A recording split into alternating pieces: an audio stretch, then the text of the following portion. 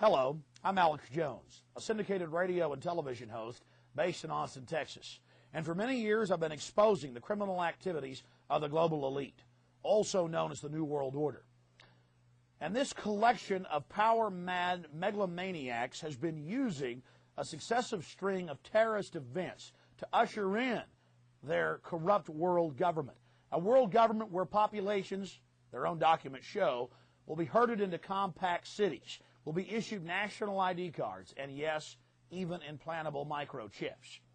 But in this film, we're first going to look at some historical examples of tyrants and governments, oligarchies alike, using crises, in many cases, terrorist events that they themselves perpetrate against their population, against their own bureaucracies, to create a crisis, to get the people to exchange liberty for so-called security. We're going to look at some historical examples of this, going back to Nero burning Rome to blame it on the Christians, and then fast-forwarding to Adolf Hitler burning the Reichstag shortly after being elected, the governmental building, to blame it on his political enemies, to destroy their Bill of Rights and Constitution, and to announce martial law. Then we'll look at the Northwoods document from 1962, where the Joint Chiefs of Staff and many other sectors of the federal government to the highest levels were planning to blow up airliners full of Americans, full of American citizens. Then we're going to fast forward to the federal government training the drivers, cooking the bomb in the horrible attack, the first attack on the World Trade Center in 1993. They were caught doing it. It was in the news, but got brushed aside. The FBI was caught on videotape admitting it, bombing the World Trade Center complex to get their agenda through. Then, of course, 1995 with the Oklahoma City bombing. Again, staggering amounts of evidence, an absolute proven fact that the government had prior knowledge and was instrumental in engineering the attacks on the Alfred P. Murrah building in Oklahoma City. And then, of course, none of you have to be reminded of the tragic events in 2001 on September 11th. My friends, the government just didn't have prior knowledge of September 11th al-Qaeda attacks. They actually funded, trained, protected, coddled, shepherded al-Qaeda into this country, trained many of the terrorists at the Pensacola Naval Air Station, USA, threatened FBI and Defense Intelligence officers who tried to stop al-Qaeda, threatened them with arrest. Bush signed, now public document, W1999, 2 months before September 11th, threatening them with arrest if they tried to stop al-Qaeda. And now his approval rating went from 45% to 90+%. The USA Patriot Act that has just eviscerated the Bill of Rights and Constitution has been passed, and yes, it pertains to Americans. Their cashless society, compact city, control grid is falling into place. The people were preconditioned before all of these terrorist attacks to give up their liberties, and then the government will be able to protect them from terrorists. Look at who really stands to gain from this. Look who has the motive. You know, we tripled the FBI's anti-terrorism funding in 1996 after Oklahoma City. They didn't protect us in 2001 from al-Qaeda, did they? No, they funded and protected them. Took their names out of the customs computers. Took their names out of the airport computers. Nursed bin Laden back to health in a U.S. hospital. You're going to see all the evidence. We had a war on drugs. There's triple the heroin, double the cocaine on our streets. Government's own numbers than there was 8 years ago. Our prison population has gone from 1.3 million to 6.5 million in the last 2 years, going into 2002, with the numbers only expanding. We had a war on poverty. There's more poverty. A war on illiteracy. There's more illiteracy. Now they're going to have this war on terrorism. You're going to see only escalations in it because the government only gets more power, more control over our lives, more funding after each horrible event. 12 people die at the first World Trade Center attack, 168, Oklahoma City, 3,000 plus, the second World Trade Center attack by the government. And now they're telling us get ready for more attacks. And yes, if we don't take microchips, if we don't accept a microchip population, then we're going to get attacked again. And already the states admit they'd already been implementing a national ID card scheme. And then, of course, the total goal. Why the New World Order is pushing all of this. We know they want tyranny. We know this global government is behind it. They're now publicly talking about a New World Order. How did they get all this? And what's their final goal? A world population reduction of 80% everyone crammed into compact cities, and yes, the United Nations is preparing to release mass plagues on the earth because the elite want the life extension technology for themselves. They know that technology is a double-edged sword that can be used to empower humanity or that can be used to totally enslave humanity. And they know they're in a race against time, that their window of opportunity is closing. And they've got to dehumanize us. They've got to enslave us here on the global plantation now, or they're going to lose control. The New World Order is run by absolutely ruthless individuals, hell-bent on dehumanizing the entire human community, obsessed with total control. These megalomaniacal Satanists are absolutely sworn to the creation of a worldwide tyranny called the New World Order. This is the evidence, and it is conclusive. 911, the road to tyranny. War. Empires are built and maintained by it. Populations rally during time of war. Nothing centralizes power like it on Earth. All throughout history, leaders have used this unifying force to control populations. Humans instinctively shift into mindless groupthink when faced by an outside threat, whether real or manufactured. But now, in the 21st century, the system of control continues, but with more sophistication. You see, if there isn't an enemy to fight, you have to manufacture one.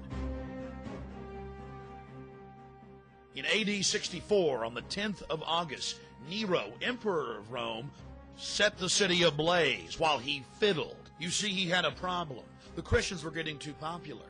Of course, after he torched Rome, people were more than happy to rip them limb from limb in the arena. The persecution of the Christians is only one of many ancient examples of governments persecuting populations after creating crises.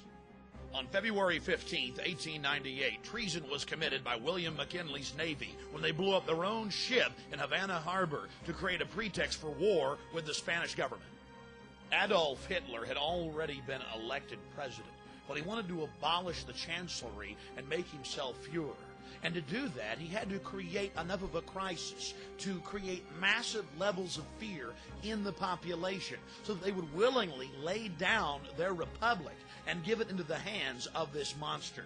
On the night of February 27, 1933, Adolf Hitler's stormtroopers, historical documents now conclusively show from Nazi archives, burned the Reichstag government building to the ground. A wave of arrests then took place across the Reich as the Fuhrer told the people, "Yes, I will protect you. You will have a utopia world. Everything will be given to you by the state as long as you offer total fealty and support of your Fuhrer." The people bought the utopia and were totally enslaved.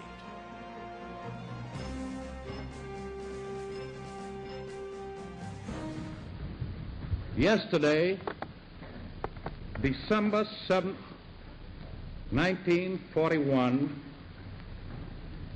a date which will live in infamy, the United States of America was suddenly and deliberately attacked by naval and air forces of the Empire of Japan. It may have been a surprise attack to the American people, but not to the federal government and the military. Months before the attack, they knew the Japanese were preparing for an all-out assault in the Pacific. And now even the History Channel admits, as well as any other historical record, that Roosevelt 12 days before knew the actual date of the attack. They had Admiral Yamamoto's communique saying on the morning of December 7th, we'll attack the Pacific Fleet at Pearl Harbor and deal a death blow. Roosevelt had campaigned on keeping America out of the war. But his backers had been funding the Japanese war machine for years, as well as funding and encouraging Hitler's blitzkrieg. They needed a global crisis to bring in a global government and the birth of the United Nations. That's why 6 months before the attack on Pearl Harbor, Roosevelt had the Naval Command remove the code-breaking machines from Pearl Harbor, as well as dismantle the radar. They had to have the crisis to create this global system of tyranny. Think of the dastardly deed they had committed, leaving our troops, our sailors, our boys to die. You see, the global elite had attempted to create a League of Nations at the end of World War I. World War II had to be bigger and on a larger scale, so the people would say, give us a global government to protect us from these horrible wars.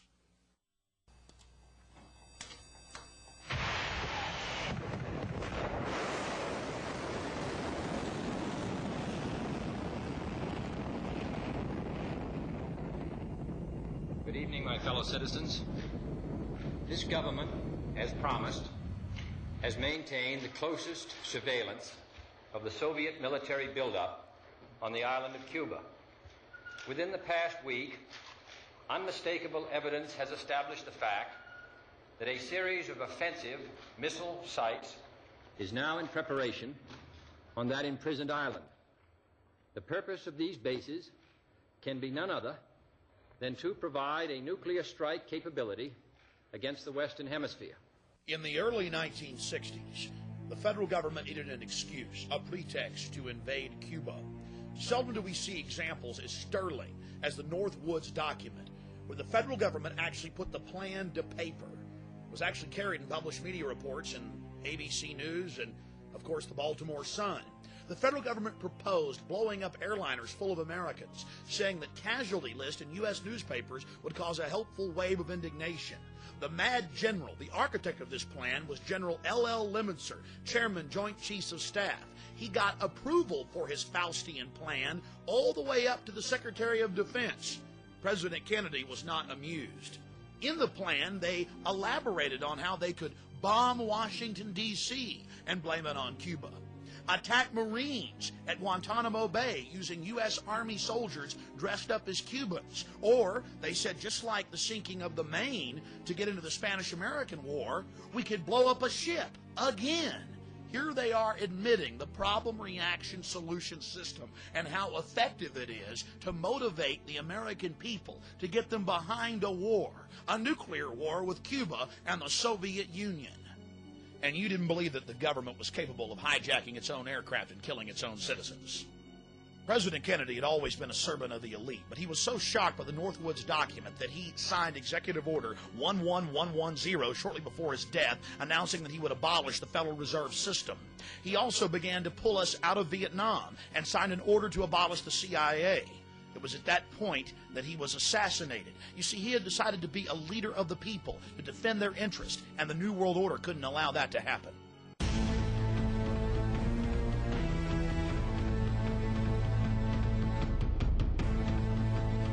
Now you'll see the evidence of the federal government targeting the World Trade Center twice. October 28th, 93, and October 31st, 1993, New York Times, as well as the December 15th Chicago Tribune. The federal government was actually caught on tape by their informants, ordering them to let the bombing go forward, to cook the bomb, to give the terrorists the detonators, to create yet another crisis, this time to usher in a police state and a war upon the American people. Unlike the Northwoods plan, the FBI actually carried out the attack on the World Trade Center in 1993. They actually hired a retired 43-year-old former Egyptian army officer, Ahmad Salam, and paid him $1 million and gave him real explosives, a detonator, and told him to build a bomb and to give it to the foolish people that he was controlling to allow them to attack the World Trade Center complex. There was only one problem with their plan. Mr. Salam was not as ruthless and sociopathic as the FBI and their globalist controllers. He began to get very concerned right before and, of course, after the attack, saying, "Why are you giving me real explosives if this is just a sting operation?" When they told him to go ahead and let the attack go forward, he secretly recorded the head of the FBI in New York ordering him to let the bombing take place. It's very important to understand that all the evidence you just saw is documented, 110%. It is part of the public record. The FBI admits it, but the media wrote a few stories about it. There were a couple of nightly newscasts. It was never heard of again. But unlike Pearl Harbor, where the government allowed the Japanese to attack as a pretext for war, the federal government financed and controlled this attack on the World Trade Center to create a system of anti-terrorism, to sic a homeland security system on the American people. There was only one problem. The drivers of the truck didn't park it up against the main support column as they had been ordered to do by Mr. Salam and the FBI. No, my friends, they parked it about a dozen feet away, and so it didn't bring down the building. And in consequence, they didn't get the massive death toll they needed to create the martial law system they were hell-bent on implementing against our constitutional republic and the American people. To the American people's horror, the feds finished the job on September 11, 2001.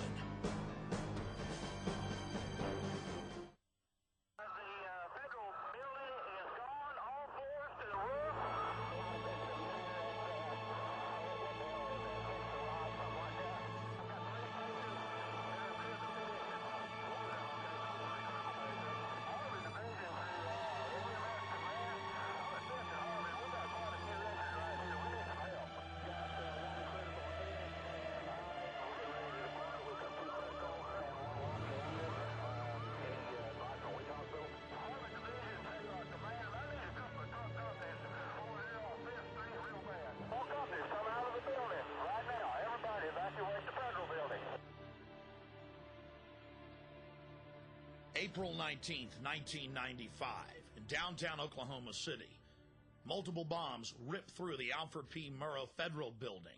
And as usual, federal fingerprints were all over this tragic event. Then President Bill Clinton, taking his orders from on high from the New World Order chieftains, needed a crisis to get his gun control agenda through, as well as his plans for a socialized America. Taking a page out of the Strong Men's Handbook, Bill Clinton knew that a crisis of this magnitude, endless images of mangled children, would pull on the heartstrings of the American people, and they would beg for the Anti-Terrorism Effective Death Penalty Act that he had failed to pass just a year before. The bill absolutely eviscerated massive sections of the Constitution and the Bill of Rights. We've been investigating this tragedy for over 6 years. The amount of evidence is staggering. Let's just hit some of the key points. Now let's get into it. Station that one explosion caused, because here's now what we are starting to learn about the succession, or what someone obviously hoped would be a succession of explosions. The first bomb that was in the federal building did go off. It did the damage that you see right there. The second explosive was found and diffused. The third explosive that was found, and they are working on right now as we speak, I understand, both the second and third explosives, if you can imagine this, were larger than the first. So try to imagine two- or threefold happening what we've already seen there. It is just incredible to think that there was that much heavy artillery that was somehow moved into the downtown Oklahoma City Federal Building. Two other explosive devices were found that were not detonated, and they were larger than the first. I think he said another bomb. Oh my God, another bomb. We just saw, if you were watching there was a white pickup truck backing a trailer into the scene here. They're trying to move people out of the way so they can get it in. Appears to be the Oklahoma County Bomb Squad. It's their bomb disposal unit, essentially, is what it is, and it is what they would use to, if the report that we gave you just a few moments ago turns out to be correct, that they have found a second explosive device of some kind inside this building. They'll back that trailer down there, and the bomb squad folks will go in, and they will use that trailer. You see the bucket on the back there, sort of, this is how they would transport the explosive device away from this populated area to try to do something with it. The Justice Department is reporting that a second explosive device has been found in the A.P. Murrah building in downtown Oklahoma City. Mike, you're still with us, aren't you? Yes, I am, and I might tell you, in addition to that, in fact, what we were told at the scene a few minutes ago was that, in fact, two different explosive devices were found in addition to the one that went off. So a total of three. A total of three. Now confirmed through federal authorities that a second bomb has been found inside that federal building in Oklahoma City. It was an explosion at 9 o'clock this morning that did that damage you're looking at right there, blowing off the entire north face of that building. Again, you're looking at the north face there. A second bomb was found on the east side of that building. A bomb squad is on the scene. That second bomb has not exploded. We don't know quite the status yet, if they've managed to defuse it, but it has been confirmed that a second bomb was found on the east side. The report I have is that one device was deactivated. Apparently there's another device, and obviously whatever did the damage to the Murrah building was a tremendous, very sophisticated explosive device. So President Clinton just called Governor Frank Keating, and he says that 3 FBI anti-terrorist teams are en route to Oklahoma City. Right now, they are saying that this is the work of a sophisticated group. This is a very sophisticated device, and it has to have been done by an explosives expert. Obviously, with this type of explosion. The medical teams downtown are unable to get into the wreckage to retrieve more of the injured because of the presence of other bombs in the area. I just took a look down the street at the Murrah building again. I see another bomb truck going, so apparently they're going to try to get out that third bomb that's been talked about. Still a lot of activity around the Murrah building. Security concerns that another one still might go off. Fortunately, it didn't, because the second device that they found, we understand, was even more powerful than the first. They then found a third device, and you can see the look on this woman's face at the fear that she might have to go through the same thing again. They then found a third device, which was also larger than the first. Hard to feel lucky at this point, but certainly through some good work by some munitions experts and the explosive sniffing dogs, further tragedy has almost certainly been averted here. But it was a great stroke of luck that we actually have got diffused bombs. It's through the bomb material that we will be able to track down who committed this atrocity. It would have been an incredible help to have been able to get a hold of those unexploded bombs. Unfortunately, the BATF, according to police and firefighter testimony, were inside removing them and spiriting them away because they had to keep their story straight that there was only one bomb, a truck bomb. Out of hundreds of people we interviewed, we couldn't find a single person who said they'd heard only one explosion. Did you live here, Charles, at the time of the bomb? I live here. I work right here in this building. I was at work.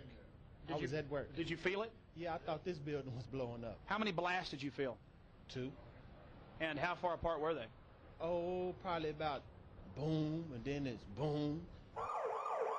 It's a historical fact, part of the public record, that there were multiple devices inside the Oklahoma City building, and that there were at least 2 explosions. The emergency radio transmission transcripts show clearly that the police and firefighters were on the record witnessing the BATF removing unexploded devices. But you see, we have the actual scientific fact. We have the University of Oklahoma's own seismograph reports, as well as the U.S. Geological Survey reports. 2 different scientific institutions showing multiple explosions. But you see, McVeigh would have had to have had accomplices, and that didn't fit in to the federal story, especially if the reality showed that it had to be somebody who had access to a federal building for long extended periods of time. General Benton K. Parton is the former head of Air Force Weapons Development and had over 30-plus years running the Air Force Weapons Development Program. He has multiple engineering degrees. General Parton was amazed by press reports claiming the building had been blown in and that a truck bomb could cause that damage, when even basic understanding of explosive signatures shows that the building was blown not from the outside in, but from the inside out. Within days of the blast, General Benton K. Parton was on the scene. But of course he was barred access. But from video as well as photographs of the columns, it was obvious to any trained eye that the columns had been blown off by shape charges. In a detailed report, the former head of Air Force Weapons Development laid out the physics, the mathematics. It was a physical impossibility for a truck bomb, even made of military-grade explosives, couldn't even begin to approach the damage that was brought against the Oklahoma City Federal Building. Now the seismographs come in. You see, the seismographs first registered one distinct explosion and then a group of explosions so close to each other that they couldn't be separated. You see, the feds had to have a diversionary blast. They had to be able to tell the world that it was that lone nut McVeigh out front. You see, they needed McVeigh's truck bomb outside so they could cover the fact that there was actually explosives inside the structure. And if you look at the actual crater that was there, it was so small it could hardly be measured. But later in media reports, it got bigger and bigger and bigger. Another key piece of evidence that General Parton raises is that a single bomb explosion cannot account for the failure of column B, which was further from the truck bomb than columns B4 and B5, which did not fail. He concludes that the asymmetrical nature of the damage to the Murrah building is one indication of demolition charges were being used in the bombing. In modern history, literally thousands of structures of every type and design have been destroyed commercially to make way for new structures. But that didn't matter to the BATF, the federal government, and the media. They turned structural engineering on its head, demanding, telling the world that a single truck bomb actually did this damage, and with this signature that clearly showed that the building had been blown out, not in. Not only was the scientific and engineering world in shocked disbelief, the general public wasn't buying the story because they'd seen what had happened. Now let's go to an actual news report the day of the tragedy. Some of the floors have just crashed together. I mean, there are some points where you just literally can't get in at all. And then from Chopper 4, at some particular points, we could see all the way through the building. That's the force of the explosion. It just blew out all the walls and everything inside. Blew out all the walls, blew out all the walls, blew out all the walls. Outraged by the federal cover-up, leaders from across Oklahoma, led by State Representative Charles Key, banded together to put together the final report, 550 pages detailing this criminal federal operation. Now let's look at the cowardice of the BATF. You see, they got a warning, but they didn't pass it on to the children in the daycare center. What he told him is that he thought that they had received a tip that morning of the bomb. Yet another witness, a rescue worker, says after she talked with an agent at the bombing scene, she also suspected the ATF was warned and agents stayed away from their office that morning. I asked him if his office was in the building, and he said yes, and I asked if there were any ATF agents that were still in the building, and he said, no, we weren't here. Witness number one approached an ATF agent nearby. He claims he asked the agent what had happened, and witness number one says this is what the agent told him. He started getting a little bit nervous. He tried reaching somebody on a two-way radio. Couldn't get anybody, and I told him I wanted an answer right then. He said they were in debriefing. None of the agents had been in there. They had been tipped by their pagers not to come into work that day. Plain as day out of his mouth. They were tipped. Why wasn't anybody else? There was a lot of people, good people, died down there. And if they knew, they should have let everybody else know. Oklahoma City paramedic Tiffany Bible, who heroically responded just minutes after the blast on April 19, 1995, swore in an affidavit that when she arrived, the BATF was in full mop gear, bomb gear that takes at least 30 minutes to put on. When she asked them, oh my goodness, were you guys hurt inside the blast? They said, no, we got tipped off by our pagers not to come in today. Agents forewarned about a bomb in Oklahoma City. Did they know the Murrah building was a target? The ATF says no, absolutely not. But tonight in a story you'll see only on the News Channel, you're about to hear otherwise from people who were at the Murrah building that morning.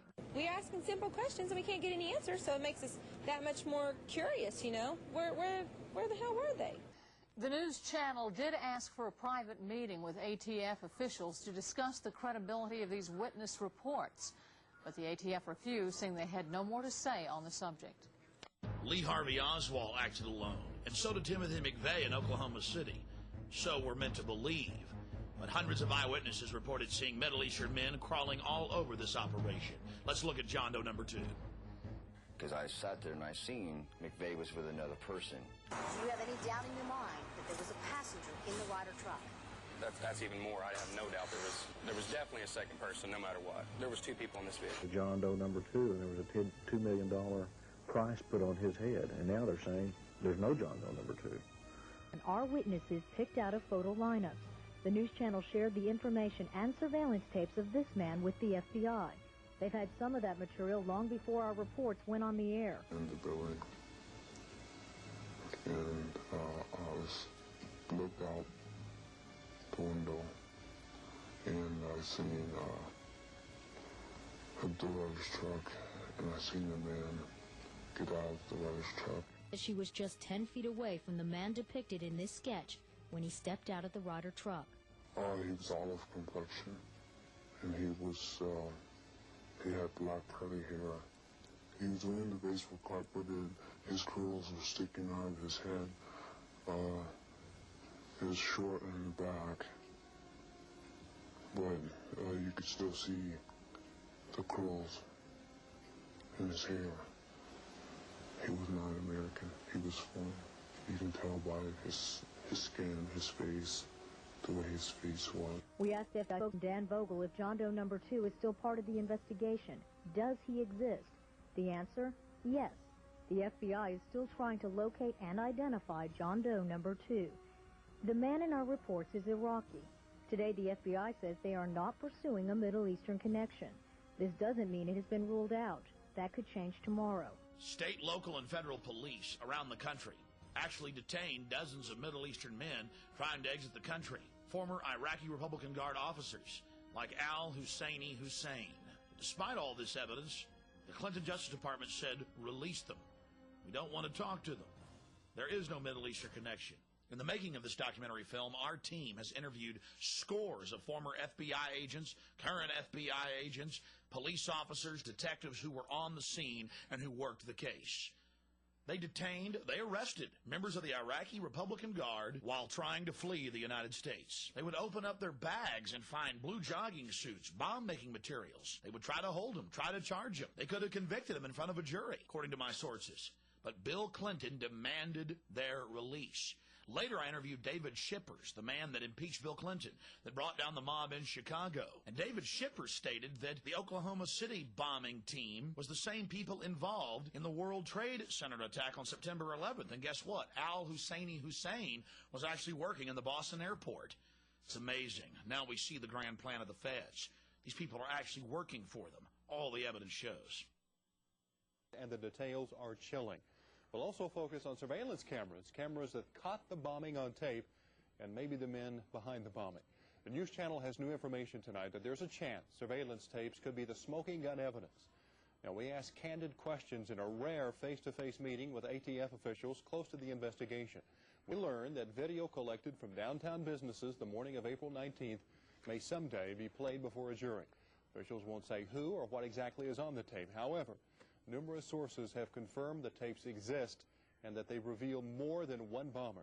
So what evidence are they asking for? They're asking for video taken from the Ryder truck from the Rigi Towers. Well, Kevin, it's a question we've all been asking. We've been asking that question since we first broke the story that surveillance cameras aimed at the federal building could have captured all those involved on tape. Now, sources have confirmed those tapes exist and that they show more than one bomber. The FBI also confirmed those tapes exist when they refused to release them, claiming the video is part of a criminal investigation. And now, for the first time, we get an on-the-record response from the head of the Dallas office, ATF. We learned that videotape could be unveiled as part of the prosecution's case. No officials will discuss specifically what's on the video, but we have been able to recreate some of what may have been captured by downtown surveillance cameras through the eyes of the witnesses. Now, you're looking at a computer recreation of the final movements of the Ryder truck according to the people who crossed its path at 5th and Harvey, moments before the explosion. Tonight at 10, the witnesses will detail their memories of how they believe the suspects carried out the crime and made their getaway. Now, all these accounts share a common and unsettling similarity. The witnesses say they saw several accomplices, including the infamous John Doe No. 2. ATF officials tell us the elusive John Doe is still part of this case, but will not comment any further. However, they did tell us that there's a lot about this case we don't know yet, information you can't find in the indictments against Timothy McVeigh, Terry Nichols, and Michael Fortier. It was just hours after the bombing when the News Channel first told you about the possibility that surveillance cameras may have captured the explosion and the killers on tape. Our sources and sources for the LA Times describe what's actually on those tapes. The information shows some huge surprises, the biggest that it may have been John Doe No. 2, not Timothy McVeigh, who detonated the bomb. Brad Edwards has the latest on the investigation in this exclusive News Channel report.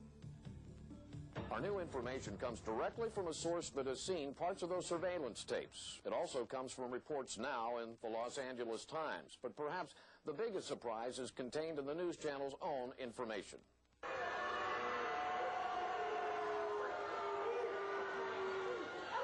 Timothy McVeigh was not the last person to leave the Ryder truck. In fact, another man sat inside the cab of the truck after McVeigh got out. We believe that man is John Doe No. 2, a man who, for all we know, is still on the loose, leaving open a vital question. Was it John Doe No. 2 who actually set off the bomb, not Timothy McVeigh, as we've all been led to believe? News Channel 4 has for weeks been demanding copies of the surveillance tapes from the FBI. The federal government so far is dragging its feet. But many people in the investigation have seen the tapes, and now so has a source willing to describe to the News Channel what the tapes show. The LA Times report shows there was a surveillance camera near the corner of 5th and Harvey and another near the corner of 5th and Robinson. Federal investigators recreated the time sequence leading up to the bombing by matching the video and still photos from the surveillance cameras. Since we can't show you the tape ourselves, we're reenacting what our source says he saw on those tapes. As witnesses told the News Channel before, the tapes show the Ryder truck parked in front of the Murrah building where we now know the blast went off. As witnesses also told us, the tapes show two men sitting inside the Ryder truck. A man strongly resembling Timothy McVeigh gets out of the driver's side, steps down. He then appears to have dropped something on the step up into the truck. He bends down and appears to pick something up off the step. Then he turns and walks directly across 5th Street toward the Journal Record building. All this time, John Doe No. 2 is still inside the Ryder truck's cab, sitting on the passenger side. Time passes. The surveillance tape is time-lapse photography. Without knowing exactly the time interval between shots, our source can't be sure how long John Doe No. 2 sat in that cab. What was he doing all that time? Then the tape shows John Doe No. 2 getting out of the passenger side of the Ryder truck. Again, the tape shows that a bombing witness accurately described what happened next to News Channel 4. Standing in the building, and I looked out the window, and I seen the Ryder's truck, and I seen the man get out of the Ryder's truck. The tape shows John Doe number 2 getting out, shutting the passenger side door. He steps toward the front of the truck and is momentarily out of the frame of the surveillance camera. But shortly, he appears back in frame, walking toward the rear of the truck, still on the sidewalk in front of the Murrah building. Again, he turns east toward the front of the truck, looking toward the street. John Doe number 2 then walks diagonally across 5th Street toward the east, as if heading toward the YMCA or the intersection of 5th and Robinson. He again leaves the frame of the camera. Another camera shooting from another angle clearly shows the actual explosion that destroyed the federal building and killed 169 people. So what does the mysterious John Doe number 2 look like in the tapes? The man who stayed inside the Ryder truck, possibly triggering the bomb? Well, his features are obscured by a baseball cap in the portion of tape seen by our source. The same kind of cap shown in the composite drawing first released of John Doe number 2. The cap was a sports cap, flame style. The man himself was taller than the man resembling McVeigh and much thicker in build. He appears to have a dark or olive complexion. Our source saw only a few minutes of tape. He didn't see all of the almost 20 minutes of surveillance tapes that reportedly were distributed to FBI agents around the country to help in their investigation. But they do show enough to raise some crucial questions. Who actually set off the bomb? What was John Doe number 2 doing in the cab of the truck after the McVeigh lookalike got out? And how did John Doe number 2 get away from the Murrah building? My understanding is there was a video of McVeigh getting out of the Ryder truck, jumping into this other pickup with John Doe number 2. Well, where's that video? Are we ever going to get to see it? Do you realize what you've just seen, America? The government had multiple surveillance camera tapes. In fact, when it finally came out in court, when the federal government declared in 2001 that they wouldn't release the videotapes because of national security implications, that there were actually 12 surveillance camera tapes that had these different Islamic individuals, these Arabic men with McVeigh and others, as well as the BATF hiding out right down the street, preparing to pounce on the operation and declare themselves the heroes, the saviors, the victims. Think about it. Now in 2001 and right into 2002, the federal government claims national security and refuses to release 12-plus surveillance camera tapes. What are they hiding? And the feds never tried to use it in court. I mean, if they had McVeigh pulling up alone and bombing the building and it was just a truck bomb, why not use the actual surveillance camera tapes to do it? But they didn't do that. You have to ask yourselves why. What's on that tape? Well, after you've seen all this evidence, it's clear. Federal involvement. Ratcheting up the police state right here in America. Danny Coulson, the FBI's top counterterrorism agent, checked into an Oklahoma City hotel nearly 9 hours before a truck bomb nearly leveled the Alfred P. Murrah Federal Building. The Embassy Suites Hotel receipt of Danny Coulson, the director of the FBI's Terrorist Task Force and founding commander of the Bureau's hostage rescue team, was dated April 19, 1995, with a check-in time of 0:20. That's military time for 12:20 a.m. Almost 9 hours before the blast, Chief Agent Coulson lied to the American people. He told a Time magazine reporter in 1999 the harrowing tale of how he sped at over 100 miles an hour from his home in Dallas, trying to get there after the bombing to save people and conduct an investigation. Oh, and by the way, the FBI won't release any of the credit card statements and records for any of their agents. What are they trying to hide? The system wasn't working. Going through the system didn't work. I did everything that they advised me to do. It didn't do any good. Hoppy Heidelberg was an upstanding member of the community with no criminal record. He'd been a grand juror for years. But when he started asking questions about the Middle Eastern connection and FBI prior knowledge and BATF involvement, the FBI actually came to his house brandishing firearms and told him to shut his mouth if he knew what was good for him. When he refused to be part of the cover-up and demanded that he be able to call witnesses as his right as a grand juror, the judge kicked him off the case. Just one more piece of this massive cover-up. The news channel has learned of another strange development. Apparently, before the bombing, Governor Frank Keating's brother, Mark, had been working on a novel about a terrorist bombing in Oklahoma City. Stranger still, one of the characters in the novel was named Thomas McVeigh. Governor Frank Keating's brother, Martin Keating, wrote The Final Jihad. In the book, Tom McVeigh masterminds the bombing of the Oklahoma City building. He dedicated the book to the Knights of the Secret Circle, a known Illuminati group. And he wrote the book 2 years before the bombing. The tragic events of Oklahoma City, if the truth was known to the public, makes it even more tragic, even more horrific. You see, it's now a monument to the police state, a monument to the sacrifice the government made of American lives, of American blood, of American tears, as an excuse to get the feds to be able to circle the wagons against the American people, to have a pretext, an excuse to expand their police state. They covered the whole operation up. It's clear that they had prior knowledge that multiple bombs were detonated on the inside of the building, that the feds have grabbed the 12 surveillance camera tapes and are refusing to release them, even in 2002. Threatening grand jurors, destroying the building and burying it under guard. The federal government blamed this tragic event on Christians, conservatives, gun owners. But if you look at the evidence, it's clear who's behind it, the federal government. And they use this, just like Hitler used the Reichstag, to get martial law cranking in America. $62 million is coming to Oklahoma soon to help anti-terrorism and disaster relief efforts. Government crime certainly does pay, especially when it's government-sponsored terrorism against its own institutions. That's right, the BATF locally got tens of millions of dollars extra funding, but so did every other federal agency that tries to control the American people. $24 billion increase in anti-terrorism funds. And after September 11th, they've now tripled that. And, of course, the BATF ensured that the building was completely demolished, so there couldn't be any evidence of their heinous acts. And that's right, ladies and gentlemen, they actually buried the building under guard at a private landfill with Wackenhut guards protecting it. From A to Z, federal fingerprints all over it, and doing everything they can to suppress the truth. For Bill Clinton, the servant of the New World Order, whose approval rating exploded after the attack, and his attack dog, the butcher of Waco, Reno. She was very happy to blame it on Christians and conservatives and gun owners. It was her excuse to expand federal control over local police and to merge the military with the police in new giant anti-terrorism training camps where the military and the police prepare for mass gun confiscation and extermination of the American people. Evidence of that's coming up later.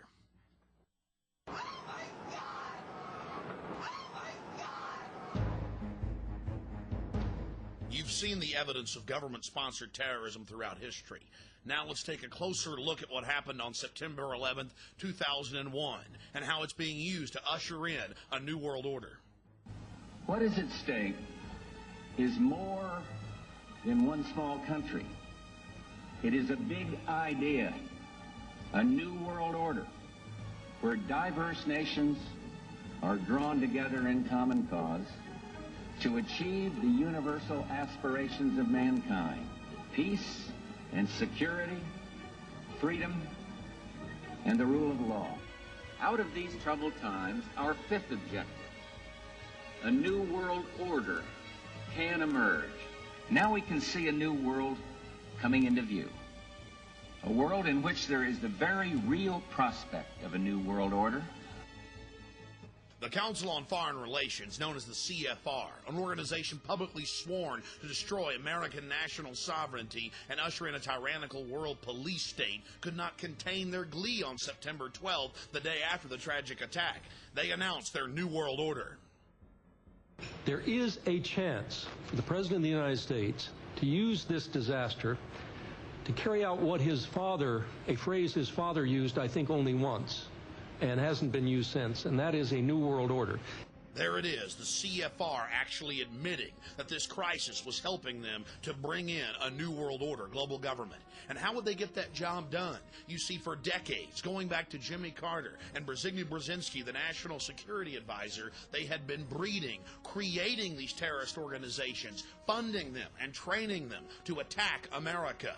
Brzezinski, co-founder of the Trilateral Commission with David Rockefeller and other luminaries of the global system, actually bragged in his 1998 book, these criminals love to brag, The Grand Chessboard, of how America would be attacked by Afghan terrorists and how global government, a war for global government, would then take place in Central Asia, how it could be used to roll out national ID cards and a global police state here in the United States. All of this being planned back in the 70s, 80s, and 90s. The relationship between the CIA and the Afghan freedom fighters, the Mujahideen, even predates Ronald Reagan. The bonds that were forged there with the Central Intelligence Agency led to the creation of their super asset, Osama bin Laden, the rich Saudi Arabian sheik whose family to this day builds all U.S. military bases in the Middle East, North Africa, and in Central Asia. It's on the record that bin Laden's a CIA asset, and every time an American president needs a distraction overseas, a ship or an embassy gets blown up. On October 12, 1998, the USS Cole, while docked at the port of Aden in Yemen, was attacked. 17 Americans were killed, 39 wounded. Sacrifice yet again on the altar of globalism. Just like clockwork, every time Bill Clinton was in trouble, an embassy, a ship, a barracks was blown up. Just like Oklahoma City, the CIA asset bin Laden was delivering time and time again, and Bill Clinton was there protecting him, refusing to allow foreign countries like Sudan, even Iraq and Afghanistan, to give them the files of where al-Qaeda was in the world, and yes, where they were active even in the continental United States. Sudan even offered to arrest bin Laden 3 separate times. Bill Clinton answered by bombing with state-of-the-art cruise missiles their only pharmaceutical plant. Denying Africa desperately needed medicines. You see, in reality, it's a lot bigger than just Republican or Democrat. The reality is the Central Intelligence Agency, controlled by Wall Street, has been grooming this creature and his family over the last 50 years to carry out dangerous projects in the Middle East, Central Asia, and North Africa. Back in 1996, the CIA worked in tandem with Pakistan to create the Taliban. Then in 1998, when the Afghans offered to arrest bin Laden, the CIA responded, publicly telling him to do no such thing. They needed this boogeyman for one more big action, and his family the entire time was being rewarded with giant satellite company deals, oil company mergers, and some of the biggest construction projects in the world. New world coming.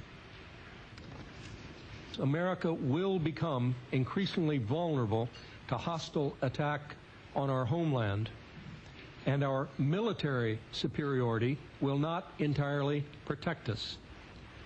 Americans will likely die on American soil, possibly in large numbers. Americans will likely die on American soil, possibly in large numbers. Possibly in large numbers. Possibly in large numbers. Shortly after September 11th, witnesses came forward documenting that bin Laden had actually met and planned the September 11th attacks with the CIA for 10 days in Dubai in an American Army hospital. French intelligence was so upset by what they had learned that they actually got media reports published before September 11th, specifically warning that bin Laden was planning to hijack aircraft and fly them into tall buildings in downtown Manhattan, as well as the Pentagon. Of course, the Pentagon, the Defense Department, didn't need to be warned. First media reports that came out said that 5 of the hijackers had been trained at the Pensacola Naval Air Station. Later media reports in the Pensacola News Journal confirmed that 3 of the hijackers had been trained at the Pensacola Naval Air Station 2 years before September 11th. The San Francisco Chronicle also reported that one of the top lieutenants of al-Qaeda was actually an FBI asset, not to mention a member of the U.S. Army. The next piece of evidence you're about to see is the biggest smoking gun of them all. President George W. Bush signed Presidential Decision Directive W199I, telling FBI agents as well as defense intelligence officers that if they tried to stop al-Qaeda, they would be arrested under national security implications. It's been in every publication from the Wall Street Journal to the Washington Times. Actual lawsuits have now been filed by FBI agents who are outraged by the fact that they were not allowed to stop al-Qaeda. The global crime syndicate that George W. Bush and his family fronts for has everything to gain from the September 11th attacks: a national ID card, a national control grid, a cashless society. It's part of the public record. George Bush signed the documents threatening Defense Intelligence and FBI agents with arrest if they stopped al-Qaeda. This is the most absolutely treasonous, treacherous thing he could possibly do. George Bush is a mass murderer. Before the Bush administration shut him down, CNN's American Morning with Paula Zahn actually reported that FBI Deputy Director John O'Neill resigned because he felt the U.S. administration was obstructing the FBI and their attempt to stop al-Qaeda. They went on to report that Bush signed W199I, restricting the investigation. Again, this is high treason, absolute fact. George Bush signed this public document. BBC has a copy of it, and George Bush is an intimate partner with bin Laden, a traitor to America. Months before September 11, 2001, Indian as well as Pakistani diplomats had gone public with the fact that U.S. Special Forces were massing in Tajikistan, preparing for a full-scale invasion of Afghanistan. So the U.S. government was massing troops outside Afghanistan, publicly getting ready for an invasion right before September 11th. Another smoking gun, another red flag. We already talked about the Deputy FBI Director, John O'Neill, quitting because George Bush signed an order not allowing him to stop al-Qaeda. You're probably wondering, why doesn't he go public now? Well, there's a problem. Mr. O'Neill is dead. His new job was working as the head of security for the World Trade Center complex, and he died in the collapse of September 11th, his first day on the job. The Bush and bin Laden family connection goes back over half a century, and by the 1970s, George Bush Jr. as well as Osama bin Laden and his big brother were already vacationing together, owning airports as well as oil companies together. Even before September 11th, the Wall Street Journal had called for the Bush family to end their relationship with the bin Ladens. Then, of course, there's the Carlyle Group, the biggest defense contractor on the planet. And guess who the majority owners are? The Bush family and the bin Ladens. They could profit in the hundreds of billions off of this new war. Now you begin to understand what's fueling these criminal activities. Money and power. Dozens of respected publications have asked a simple question. What brought those buildings down? Especially Building 7 that wasn't even hit by an aircraft. Lou Caccioli, a 51-year-old firefighter in New York who was trapped inside the building, reported that multiple bombs were going off all around him. There are other eyewitnesses, former military munitions experts and police officers, as well as structural engineers. The oldest firefighting magazine in the country was absolutely outraged, demanding a real investigation. According to their evidence, there's no way that aircraft could have brought down those buildings. And don't forget Building 7. Nothing hit Building 7, but still it collapsed in a symmetrical fashion. The September 12, 2001 San Francisco Chronicle reported that Mayor Willie Brown was warned by the federal government not to fly on September 11th. He was warned the evening before. Now, of course, under pressure from the White House, Willie Brown refuses to say exactly what federal agency warned him, just that he was warned not to fly on September 11th. I wish the rest of the American people would have gotten that warning. But, of course, if the American people would have been warned, then the government terrorist attack wouldn't have had its desired effect, to have the people begging for a nightmare global police state. On September 3rd, Salman Rushdie, author of the Satanic Verses, got a warning from the U.S. authorities not to fly. They went so far as to ban him publicly from flying, and the FAA admits they did it on the record. More chilling evidence of the U.S. government's prior knowledge. But you're saying, hey, wait a minute, what was that whole war about? We went in there and took out the Taliban. No, they escorted a couple hundred goat herders to torture them publicly at Camp X-Ray in Guantanamo Bay. The real leadership of al-Qaeda and Taliban, the few that were left in Afghanistan when the war started, were flown out to safety and paid in gold bars in Pakistan by the U.S. federal government. Here's George Bush at the United Nations telling the people not to tolerate anyone that investigates these facts. Let us never tolerate outrageous conspiracy theories concerning the attacks of September the 11th, malicious lies that attempt to shift the blame away from the terrorists themselves, away from the guilty. I guess it's un-American to investigate the facts. Let's just call it a conspiracy theory, especially those FBI agents that have gone public about George Bush telling him not to stop al-Qaeda. Conspiracy theories, conspiracy theories. Conspiracy theories. What you're about to hear is not a Freudian slip. It's a carefully crafted speech as Bush throws it in your face about dark cults of evil gaining power off of human suffering. The hijackers were instruments of evil who died in vain. Behind them is a cult of evil which seeks to harm the innocent and thrives on human suffering. Theirs is the worst kind of cruelty. The cruelty that is fed, not weakened, by tears.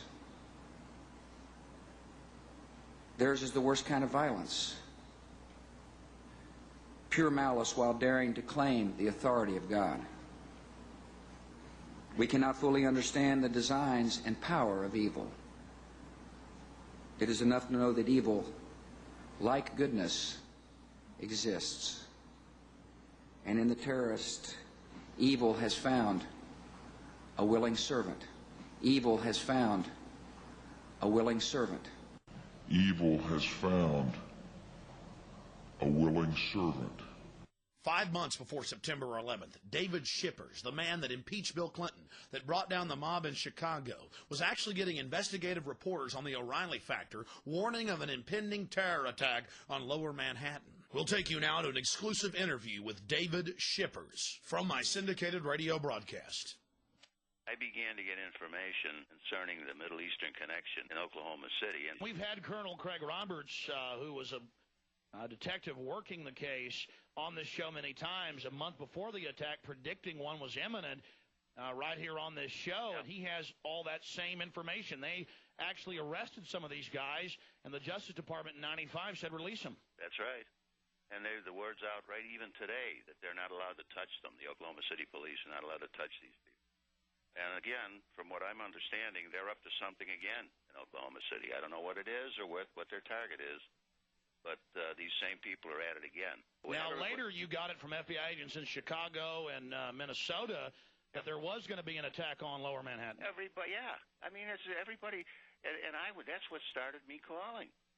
I started calling out there. First of all, I tried to see if I could get a congressman to go to bat for me and at least bring these people out there and listen to them. I sent them information, and nobody cared. It was always, we'll get back to you, we'll get back to you, we'll get back to you. Then I reached out and tried to get to the Attorney General when finally we got an Attorney General in there that I would be willing to talk to. And again, I used people who were personal friends of John Ashcroft to try and get him. One of them called me back and said, all right, I've talked to him, he will call you tomorrow morning. This was like a month before the bombing.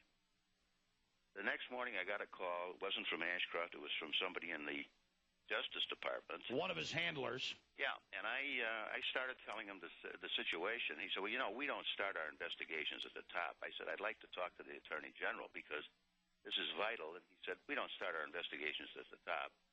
Let me look into this, and I'll get back to you. Well, as I sit here today, I've never heard from him. Now, again, David Shippers, I mean, you're big in Washington. You were the top lawyer that got Clinton impeached. You're highly respected. You know the senators, the congressmen.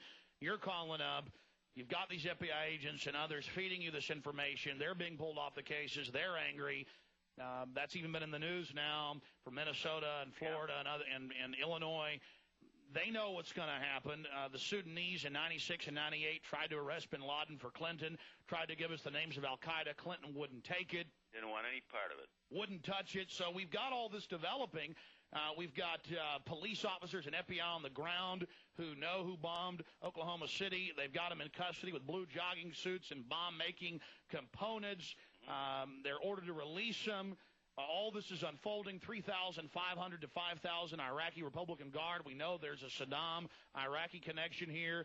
I mean, they knew this. Why in the world, David Shippers, did they allow this to take place is the question. I'll tell you something. This is one of the things that... to me, it is almost inconceivable that with the knowledge they had that they would turn their back, just assume that they had investigated and gone in after the Oklahoma City bombing as they're doing now. There never would have been an attack on the trade towers.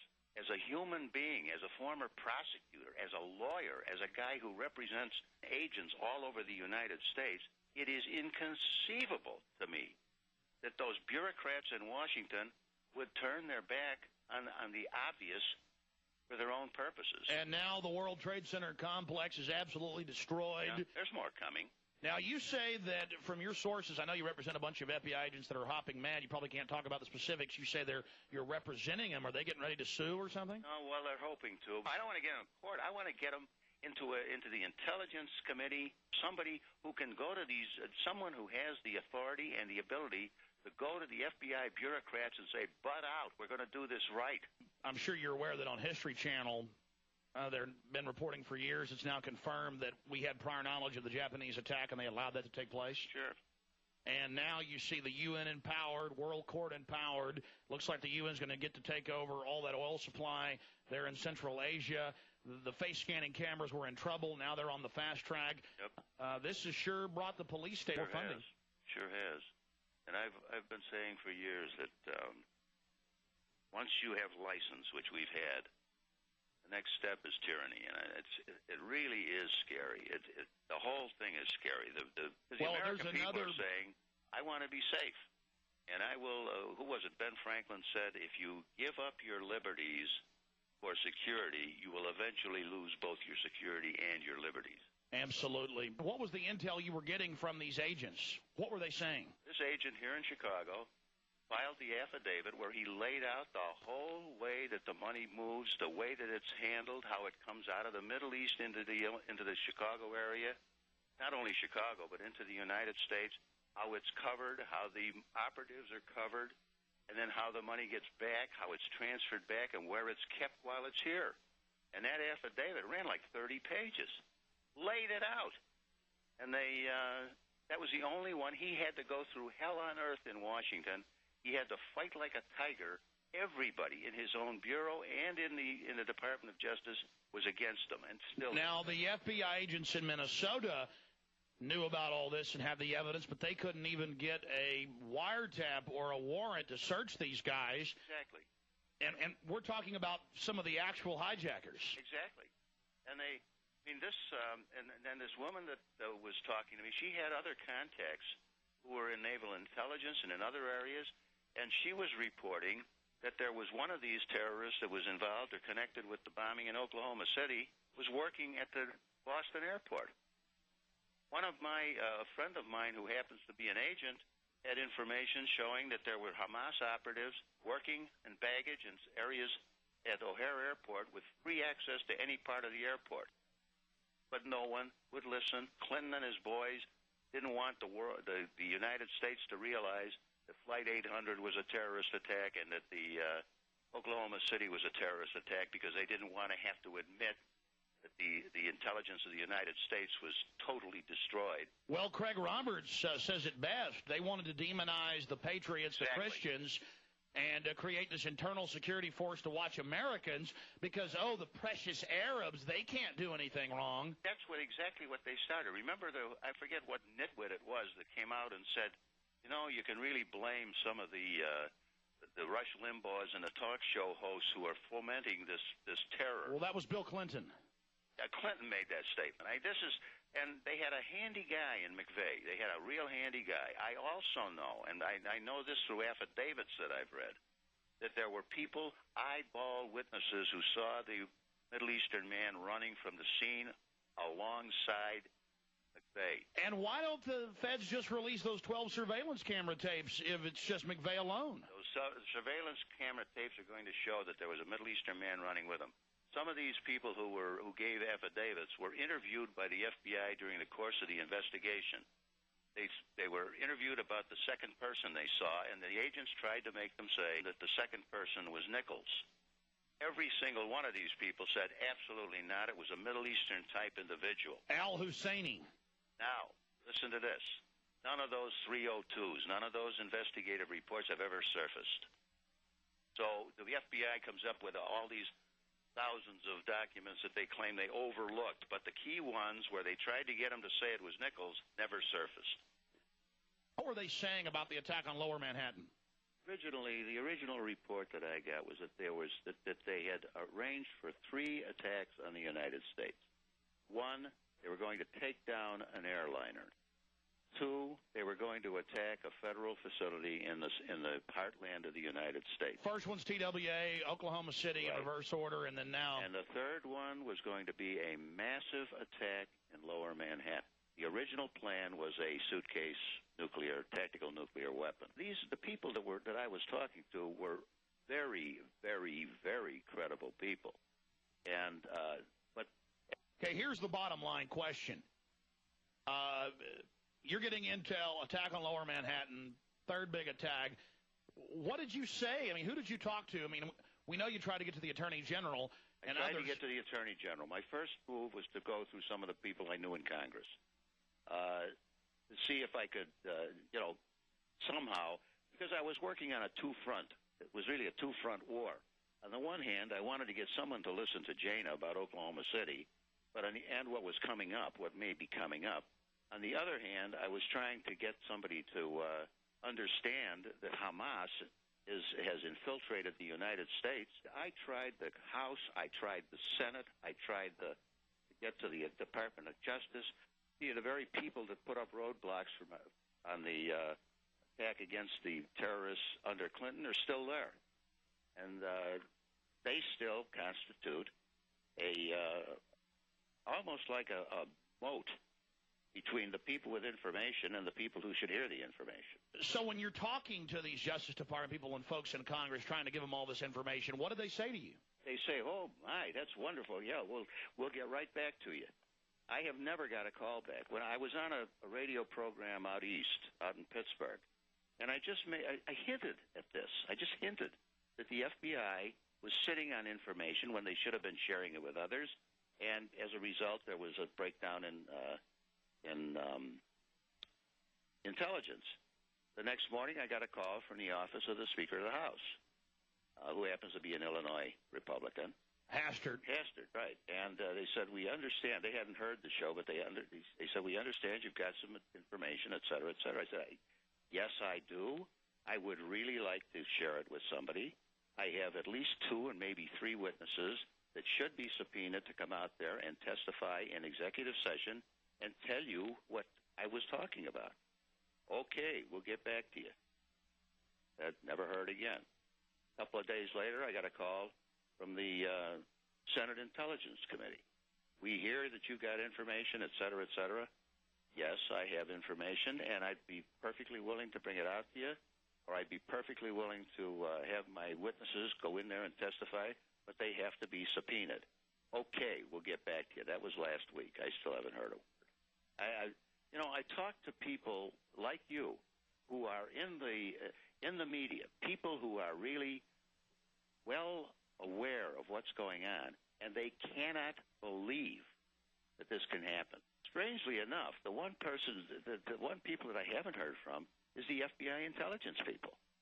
Of course, if I did hear from them, I wouldn't talk to them anyhow, because they're totally incompetent. They got their funding tripled after the first... Boy, that's great. They can all get a raise, and they can all sit around and tell everybody that their informants tell them this and informants tell them that. I'm still trying, and I'm still trying to get somebody to listen to me out there and listen to my witnesses, and to at least take the material. Dana Davis had the same stuff she showed me. She walked into the FBI in Oklahoma City shortly after the bombing and said, here, I have all this material. It may be of some assistance to you. And they said, we don't want it. They refused to even take it. Just like Sudan trying to give us the names of al-Qaeda and arrest bin Laden. Exactly. And they said, we don't want to do that. Well, then I think you're an investigator. You're a prosecutor, Mr. Shippers. You prosecuted the President of the United States, successfully got the indictment, but not... prosecuted the outfit here in Chicago for 5 years. So, you can see the motive. I see more intelligence funding. I see the cashless society with the biometrics. I see an expanded UN. I see NATO planes patrolling our skies. Right. UN General McKenzie on Nightline the 19th, a week after the attack, 8 days after the attack, saying we need UN troops on our borders. I see global government being empowered and a takeover of the Middle East and Central Asia by the West. I mean, I see great dividends for them by allowing this to happen. So I hope to God you're wrong. I do. But and I can't fight with you or argue with you on it because it does seem to be heading that way. For trying to protect their country, the heroes get crucified. The heroes get crucified, and the bureaucrats sit out there and tell each other what a great job they're doing until another city blows up. And then they say we need more tools. They have all the tools in the world. They could have found the money years ago if they had just listened. We've got to go public because we tried to do it the right way. We tried to do it by going to the people in whom you would normally repose your confidence and trust. It didn't work. Nobody cares. Well, we know this. The bureaucrats are going to get even more funding now. You want more evidence of prior knowledge? The October 24th, 2001 Associated Press reported that Ari Fleischner in a White House press briefing admitted that George Bush and much of his cabinet were already on Cipro on September 11th, 3.5 weeks before the first traces of it popped up in Boca Raton, Florida. This is a whole nother section. We can make a whole other film on it, but it was actually proven that the anthrax was sent from Fort Detrick, Maryland, a U.S. weapons lab, again to create fear. Another smoking gun. It never ends. I know the information in this documentary film is extremely painful, but the facts are the facts. Bush signed a document blocking the FBI and Defense Intelligence from stopping Al-Qaeda. They're actually suing him over it now. And realize that it's Democrats as well. The New World Order controls things at the top, and if we don't hold government responsible, they're going to use this terror to get more control over our lives. Now President Bush is seeking to restrict Capitol Hill probes. He had Dick Cheney call 6 separate congressional committees and threaten them, telling them not to investigate September 11th. And of course, the president has also activated the secret government. For the first time in history, FEMA command bunkers are brimming with National Security Agency personnel. And on top of it, Congress wasn't even advised. Neither the Senate leader nor the Speaker of the House were even told, despite the fact that they are in the direct line of ascension in the chain of power. Why isn't the president including elected officials in the continuity of government program? Back in 1999, there was a rising young star in Russia. He just stepped down as the head of the KGB, the new FSB, Vladimir Putin. He was Boris Yeltsin's top deputy.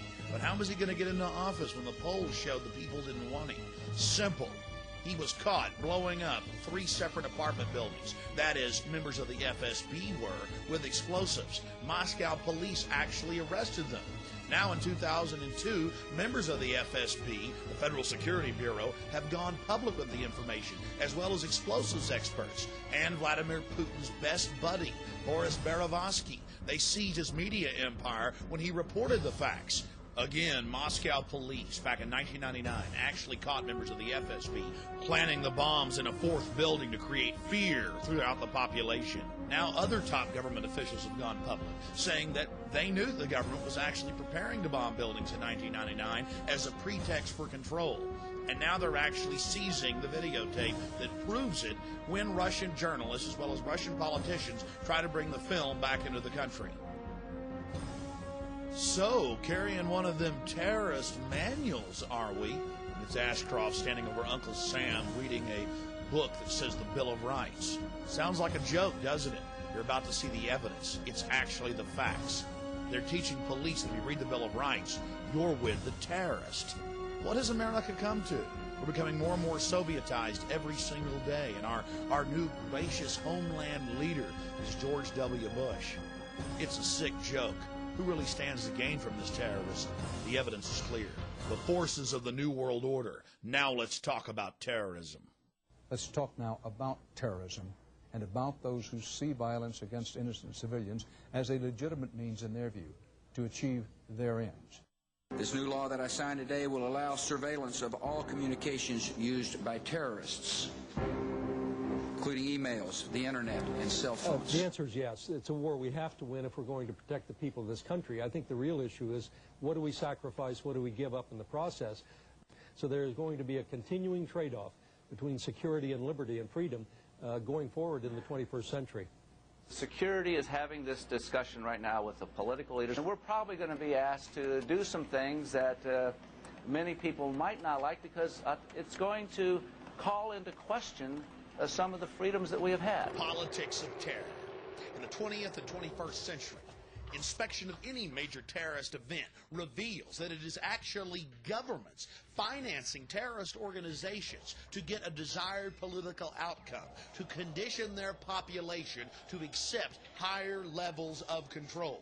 You've seen Hitler, Stalin, Mao, you've seen them all do it throughout the 20th century. And now in the 21st century, they're telling us it's going to be the century of terror and the century of a new world order. Look at the U.S. government. They tell us to give up our rights while our borders stay wide open, while tens of millions of people pour across our borders, come in through our ports, and land on airplanes. They have the nerve to tell American citizens that we must accept a national ID card in the name of safety. Use some common sense. The government tells us to leave the borders open even after September 11th and then treats us like slaves. Doesn't make any sense unless you're a slave master. You see, ladies and gentlemen, you have been declared the terrorist. You're looking at an FBI flyer, and they've gone out nationwide, where the FBI actually states that Christians, conservatives, gun owners are part of terrorist organizations. Defenders of the U.S. Constitution are listed as terrorists. If police encounter them, call the FBI anti-terrorism hotline immediately. Even defenders of the U.S. Constitution, people that make numerous references to the U.S. Constitution. Wait a minute, I thought police swore an oath to protect and defend the Constitution. Not in the new America, not with an America with a big fat K. Face the facts, America. You are the terrorist. Abby Newman claims the checkpoint was unconstitutional. State police say the stop was legal, and Newman took it too far when she assaulted them. You can take a look at the video from the trooper's car taken here from the website Infowars.com and judge for yourself. Notice that the media wouldn't show a full screen, so no one could tell what was actually happening. We'll show you what really happened. I need to know who you are. No, you don't. Yes, ma'am, I do. I am not intoxicated. I have given you no reason to stop me, and this irritates me. And I would be very happy to go into town and talk to the supervisor. Sir, you cannot. You cannot. This is my... Step out of the vehicle. No, sir. You cannot reach into this vehicle. Sure I can. You cannot. I got to know who you are. You do not. I must know who you are before you can go down the road. I have not broken any laws. I have not accused you of breaking any laws, ma'am. You just reached in my vehicle and opened this door and are I have no idea who you are. The officer admits she's done nothing wrong, but she still must present her papers, all part of being guilty until proven innocent. I need to know who you are. Do you have a driver's license? You just proved to me you don't have probable cause because you don't avoid... Okay, shut your ignition off for me. Pardon me? Turn your car off for me. Why do I have to... Because I'm asking you to turn my car off. You are violating my United States constitutional rights. Any laws that go contrary to the United States Constitution are null and void, and I do not have to submit to them. I am not intoxicated. You have already stated you don't know who I am, so therefore... That's the whole point. I don't know who you are. I've told you who I am. Okay, this is an approved checking detail site. Are you going to tell me who you are? No, sir. You're not going to tell me who you are? You have not charged me with anything. You've not told me I've done anything wrong, and I do not owe you that, sir, because I don't serve you. You serve me. Okay. Because when you take one, you take another, and before you know it, we can't go anywhere without our papers, and that's what this is. May I see your papers, please? You can't travel down this road, ma'am, unless you show me your papers, please. You've already told me that the stickers are in order. I wasn't traveling an undue speed. I've done nothing wrong, and this is absolutely wrong. Don't reach inside my vehicle. I'm going to place you under arrest for obstruction of justice. What am I obstructing, sir? Sir! Step out of the car for me. Step out of the car for me. You are physically forcing me out. Step out of the car. No, sir, don't you touch any of my personal belongings in this car. You're right, I've recorded this conversation. Yes, I did. Resisting arrest. It is not assault. I'll get the car. Don't you take one single item out of my vehicle, sir. I'm not fighting you. You're under arrest for resisting arrest, obstruction of justice, and assault on a police officer. I did not assault you. Think about our priorities in America. At a warrantless Fourth Amendment violating checkpoint, they pull over a housewife with no criminal records. When she simply doesn't want to get out of her car, they grab her and charge her with assaulting them. Let's take a closer look, and you can judge for yourself what this thought criminal has done. Sir! Step out of the car for me. Step out of the car for me. You are physically forcing me out. Step out of the car. No, sir, don't you touch any of my personal belongings in this car. You're right, I've recorded this conversation. Yes, I did. Resisting arrest. It is not assault. I'll get the car. Don't take one thing. You have the out right of to this remain vehicle. silent. Anything you say can and will be used against you in court. You have the right to speak to an attorney and have him present while you're being questioned.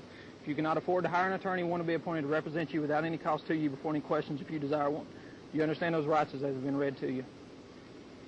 Do you understand your rights as they've been read to you?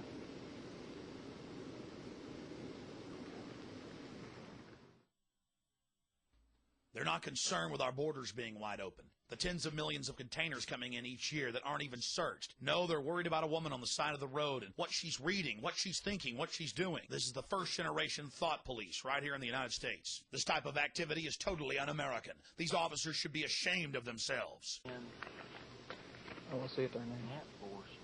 Strategies of submarine warfare. Hidden agenda. Called us.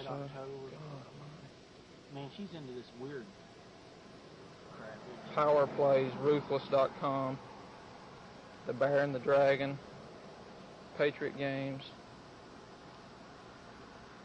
Here's where things really get interesting as they begin to dig through her car and find what they consider subversive material. Well, I just will get a record started. Yeah. You don't ask her, you just want to get the next one. I want to get the next one. She's invoked her right to remain silent, even though she don't believe in our laws. Even though she don't believe in our laws, no, trooper, it's you that don't know our laws. You're the one that's overthrowing our Constitution, our Bill of Rights. Our country was founded on people not being stopped like criminals, like peasants of being searched. The right of the people to be secure in their persons, houses, papers, and effects against unreasonable searches and seizures shall not be violated, and no warrant shall be issued but upon probable cause. You wouldn't believe all the paraphernalia in here. I mean, look at this clipboard right here. Check me out. Comment upon voluntary nature of Social Security. It's a whole riot act on why you don't have to have a Social Security card to pay into Social Security. She's just anti-government, yeah. She apparently belongs to some kind of a clan or something. Militant group. Yeah. It's Dixieland Law Journal, Constitution Society. I mean, all compulsory production of documents. Anti-government, a member of the Klan for knowing her constitutional rights, for being a member of the Constitutional Society. The FBI training of our police has really paid off. I mean, this is... She's definitely studied on it, hasn't she? I'm telling you what is the truth. I wonder if I can keep that for any reason. Well, is it evidence of a crime? If it relates back to her obstruction of justice, I would say yes. I mean, I think obstruction of justice is... That would be the appropriate charge. Good. Yeah. And that relates to it. That's why she did it. I mean, it may actually... She may be the one that would want to bring that to court. I don't know. I don't know either. I mean, it'd probably be fine reading, but I'm not sure if I can seize it or not. Yeah. I don't know that this is illegal. Exactly. I think she can read that all. Yeah. I think she can read it all she wants to. Now this, if they've actually outlawed that is, and I think they have. Abby Newman was vindicated by a jury of her peers and found not guilty of assault on a royal police officer and of resisting arrest. But they still tried to get her for simply invoking her constitutional rights. You heard them digging through her goods. Oh, look at Pocket Constitution. What are we going to do? And then look at this poor guy. This is one of my listeners. They pulled him over. The SWAT team attacked him. He was unarmed. They released a police dog on him and then held up 2 jumper cables on the news and said, look, pipe bombs. Of course, a month later, they admitted that all the charges were false, but that didn't stop them from having a little fun, a little manhunt. There's nothing like it here in the new Rome. America, it's time to wake up to what's happening. We're being treated like animals. Farrell Montgomery, one of my radio listeners, just pulled over, attacked for no reason, shot with 2 taser guns, and a dog attacked him. And then here's the Register Herald, big newspaper in West Virginia. Christians a hate group. They found out the FBI and law enforcement schools across the state, and it's going on around the country, are teaching them that Christians, period, are hate criminals, are part of a terrorist group if they believe in a second coming of Christ. And all this comes right out of the Project Megiddo report, where they list homeschoolers, gun owners, anybody that cares about freedom, anyone that believes in Jesus Christ, anyone that believes in a second coming. Again, where did the First Amendment go? Anyone that discusses a New World Order conspiracy theory. Well, you've heard world leaders say a New World Order throughout this documentary. Anyone that talks about a New World Order takeover. The evidence is clear. If you resist the New World Order takeover, you're being demonized as a hate criminal. Look, it lists homeschoolers as terrorists. Remember, if you say New World Order, you're a terrorist. It is a big idea, a new world order. Out of these troubled times, our 5th objective, a new world order can emerge. Now we can see a new world coming into view. A world in which there is the very real prospect of a new world order. President George Bush has talked time and time again about a new world order. And this is the best chance to begin to establish the new world order. One of my listeners in Missouri, a patriotic firefighter, sent us this footage of a FEMA commando demonizing the founding fathers and Christians to a group of police and firefighters. What are Christians and patriots? The new Jews? You're damn right, because think about the Christians, okay? Do you accept Jesus Christ as your Lord and Savior? No. What did they do? They took your head off. They beheaded you if you didn't accept Jesus Christ as your Lord and Savior. See, this is reality. Yeah, they're terrorists, but the bottom line is to them, they are not. Now, why is that important to understand? Because they are as committed to their cause and to their way of life as you are yours. And they see you as being wrong. That's very different. When people are passionate about what they believe in, they become a very difficult enemy to be. Who was the first terrorist organization in the United States? Who? Founding Fathers. Founding Fathers. You mean Thomas Jefferson? Oh, yeah. You mean George Washington? Oh, yeah. Paul Revere? Yeah. These guys right here, let me ask you something. Did they try to scare people? Oh, yeah. They tried to intimidate the British. Did they use acts of violence? Your founding fathers, my founding fathers, were involved in acts of terrorism against British officials because they systematically had British officials assassinated. The guys who we call our founding fathers, George Washington, Mr. Honest, who cut down a cherry tree and admitted it, is the same guy who signed death orders, if you will, on members of the British government, the British Crown, who they wanted to eliminate because politically they had influence in certain pockets of the United States, at that time the 13 colonies, and they wanted to divide and conquer. They may get a whole lot of civilians, and hey, I'm going to be honest with you, okay? If they killed 10,000 civilians tomorrow with a biological agent, that's too bad for them. Yeah, so what if they killed 10,000 civilians? You know how these patriots are. They're always killing civilians. So what? We've just got to take care of ourselves. Talk about demonization. If anybody's going to kill 10,000 civilians, it's the feds. All the evidence shows it's the feds killing people, 3,000 plus at the World Trade Center and Pentagon. Here's Bush signing the USA Patriot Act that literally eviscerated the Constitution and Bill of Rights. Section 213 delays warrants. It means they can sneak in your house for any reason, take whatever they want, and never even tell you they were there. But you're like, oh, that's okay. There's a sunset clause. Well, if you look at that subsection, all of the key areas that violate your constitutional rights, there are no sunset provisions. Out of 1,016 sections, 802 has to be the most frightening. You see, the definition of domestic terrorism is anyone that is involved in acts dangerous to human life that are a violation of the criminal laws of the United States or of any state. Under their definition, jaywalking is now a terrorist action. This is an absolute outrage. The people that pass this legislation, in truth, are the real terrorists, the real criminals engaging in sedition against our constitutional republic. Congressman Ron Paul said that none of the Congress was allowed to even read the bill and threatened by the White House that they wouldn't be patriots if they didn't sign it. He said the founding fathers revolted over much lighter forms of tyranny. Unfortunately, we may not always be able to tell you why that agent or agents are knocking on your door. Is there a chance that some of your civil liberties may slip while we guarantee the security of this country? Maybe. Maybe. Slimeball FBI agents like Steven Steinhauser are all over the country in huge meeting halls telling people they've got to give up their liberty for security. Now we're seeing urban warfare teams pop up in major cities and small towns alike. They like you to believe that this is some new phenomenon that they have to do since September 11th. We're about to go into the evidence of what's been going on in the last decade here in the United States, how they were training the cadres, the groups of officers, to go out and train the massive troops for a total militarized takeover of the United States of America in the name of protecting the population from enemy terrorists. In truth, the military's been training to attack the American population. Back in 1999, Texas got hit by 6 black helicopter raids, police stations on fire, military checkpoints, mayors throwing them out of their cities, police chiefs going public. We had Czechoslovakian troops running around firing automatic weapons. And this was not a drill.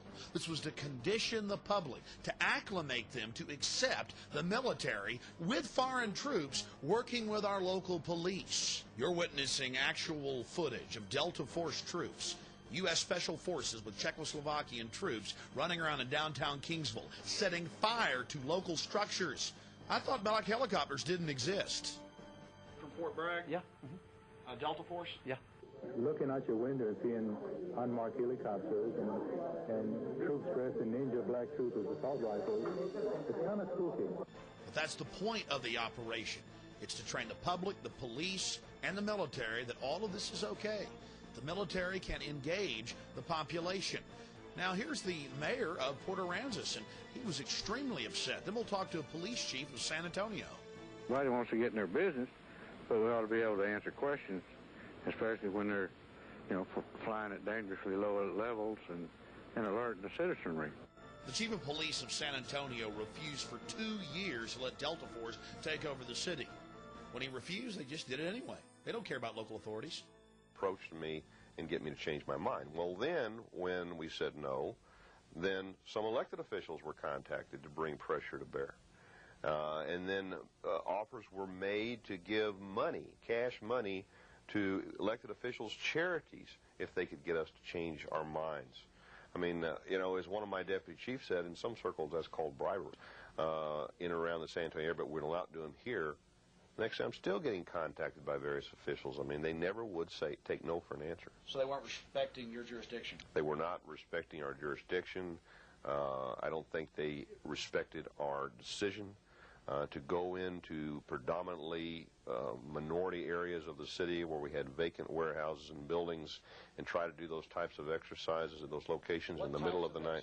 Oh, I'm sorry, middle of the night? In the middle of the night. Sometime between 9 p.m. and midnight. People become frightened. And we do a lot of our decision-making on experiences that have happened in a lot of other cities. We were very concerned with some things that have happened over there, and we didn't get any real good, clear answers. So they were being secretive about it? Very secretive. We're just curious about Army Special Operations from Fort Bragg coming here, Delta Force. And we'd like just basically to ask some questions about was the public informed beforehand? Are y'all aware of the 10th Amendment and posse comitatus and things like that? No, I'm probably not aware of the 10th Amendment, but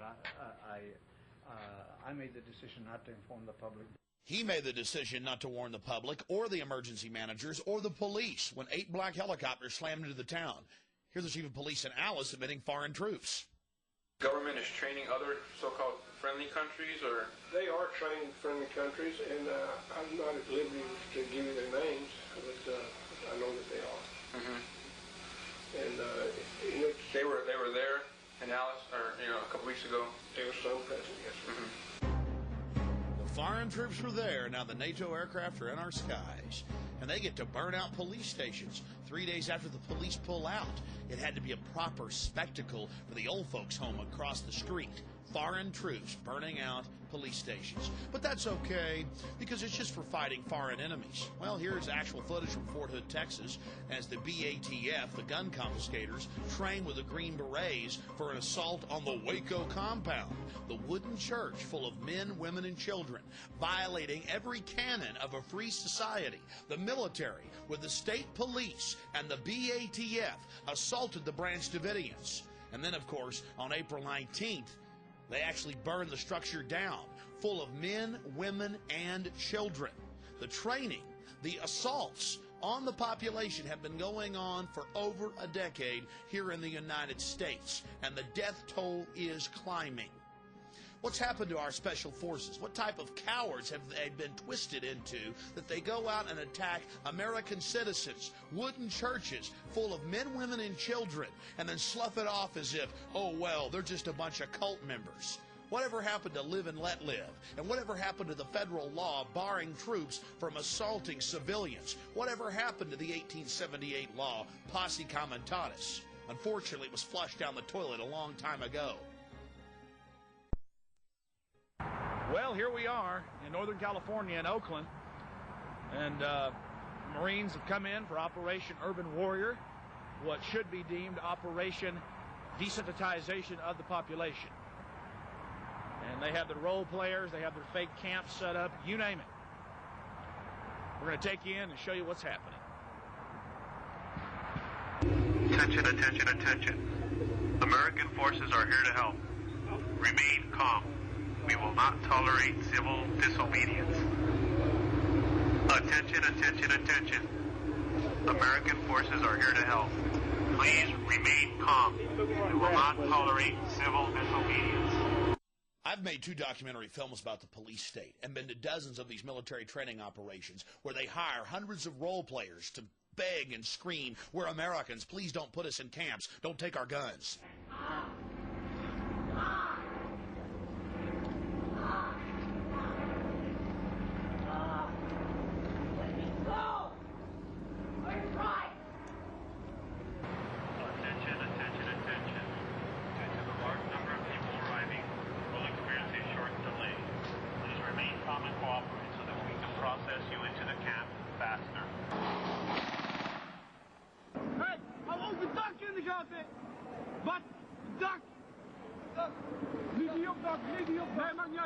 As a hostile act. The technologies are what makes you nauseous. In the past, in a situation like that, she might have been shot. In the future, we want to give our Marines non-lethal options where they can say, no, she's not armed, maybe threatening, but I don't want to kill her, or I don't want to kill him, or them. Use your sound wave rifle, I guess you could call it, and down they go. Yeah, him in prison, huh? Now you're going to see an execution.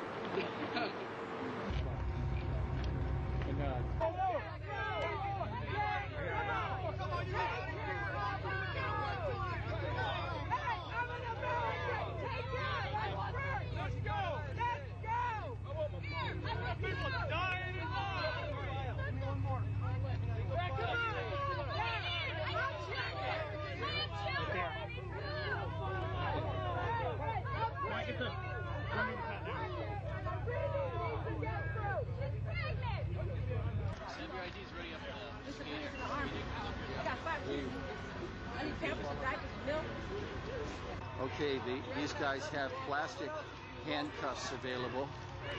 Well, I think terrorism is being practiced on the residents of the city of Oakland because many of the retired teachers, retired military people have informed me that they understand what's going on, and it's not anything that relates to humanitarian training whatsoever.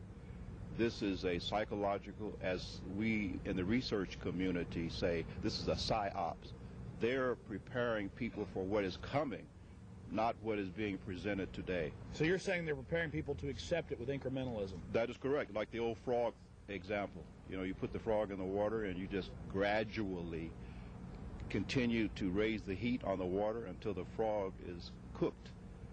And that's the way it works.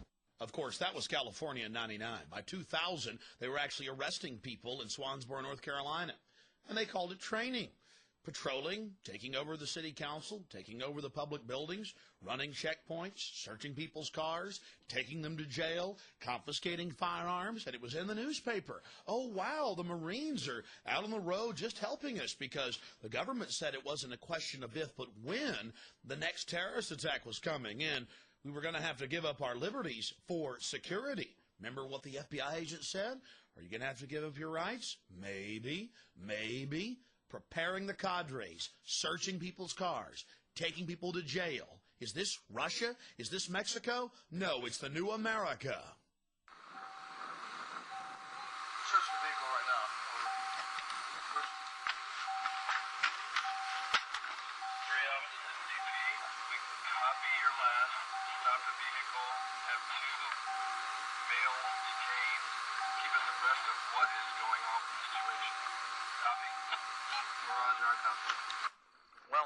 Marines are learning how to do their police work, and, well, here's two of the troublemakers now that they've apprehended. We showed you California in '99, and, of course, what was happening in North Carolina in 2000 in Swansboro. This is Hebron, Maryland, back in 1998, where they had the children running around in these little white T-shirts, and they were publicly training them to go around and find out where the gun owners were. We interviewed the commander of the Marines, and he admitted they were doing house-to-house searches with volunteers for weapons sweeps. When we talked to the Marines on the ground, they admitted that this was for a domestic takeover, to fight domestic insurgents, patrolling America, taking over the city council, taking over the town hall, working with the local police, total acclamation, total integration, total downtown Moscow, USA. And, of course, they had an obsession with the youth. Large gangs of young children roving around day and night with the police and the Marines looking for the insurgents. And, of course, there were hundreds of them marching around in plain clothes. America needs a secret police, don't we? Understand, this goes against the very grain of what it is to live in the United States. And I'm not against our police or our military. Think tanks, psychological warfare, psyops experts have created a program of incrementalism in the last decade that has brought us to this point in America. And now since September 11th, they have their pretext, their excuse to roll the troops out en masse. They've announced it in the Washington Post. United States Army, 365+ thousand of them to patrol our highways. Imagine Marines in your backyard, in your front yard, walking down your streets in the middle of the night. Well, you're a patriot, aren't you? Well, I certainly am, but this is a deadly, dangerous precedent that's being set. They're brainwashing our military. Now, if they had nothing to hide, I'm a little confused by their actions. The police began to get more and more aggressive as the night wore on, simply because this average Joe Q citizen was trying to catch some videotape of the bizarre activities. Oh, nothing. I just said I didn't have it on then anyway. I was talking to you. I didn't have it on.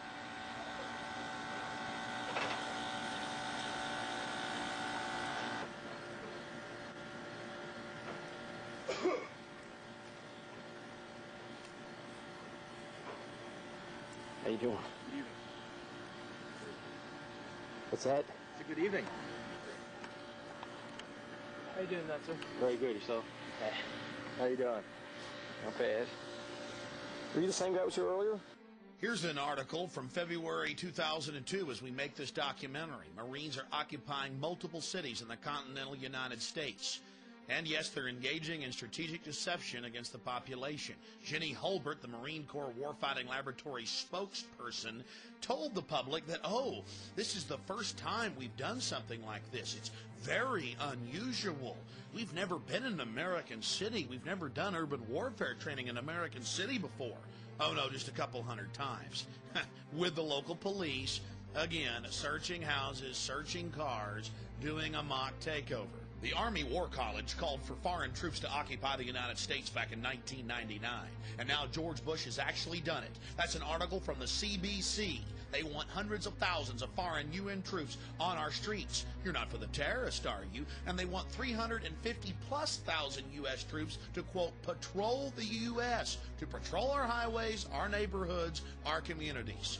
In total violation of posse comitatus. They admit that they're actually scrapping the law prohibiting troops. Not that it even matters, they're already militarizing our police. Our team was in Swansboro, North Carolina, back in 2000. In February of 2002, 2 Special Forces trainees were killed by a sheriff's deputy. You ask why? They were trying to disarm him. They were trying to take over local law enforcement. This is the new type of training that our military are being given to overthrow the civilian government, the elected government, right here in the United States. And shockingly enough, there were actually 2 cases of this in the same week in North Carolina where they were being trained to overthrow the civilian government. Over to your right also! This looks like a gaggle, Mr. Wright. Get these lines straight out! Straighten it out! Just to your right! Is your group ready? Sir, yes, sir! Sir, group prepared and ready to go, sir!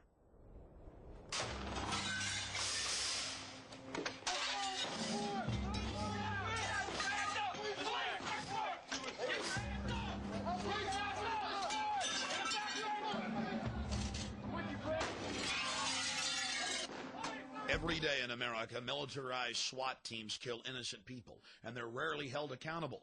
More often, they kill their own officers, and still they're not held accountable.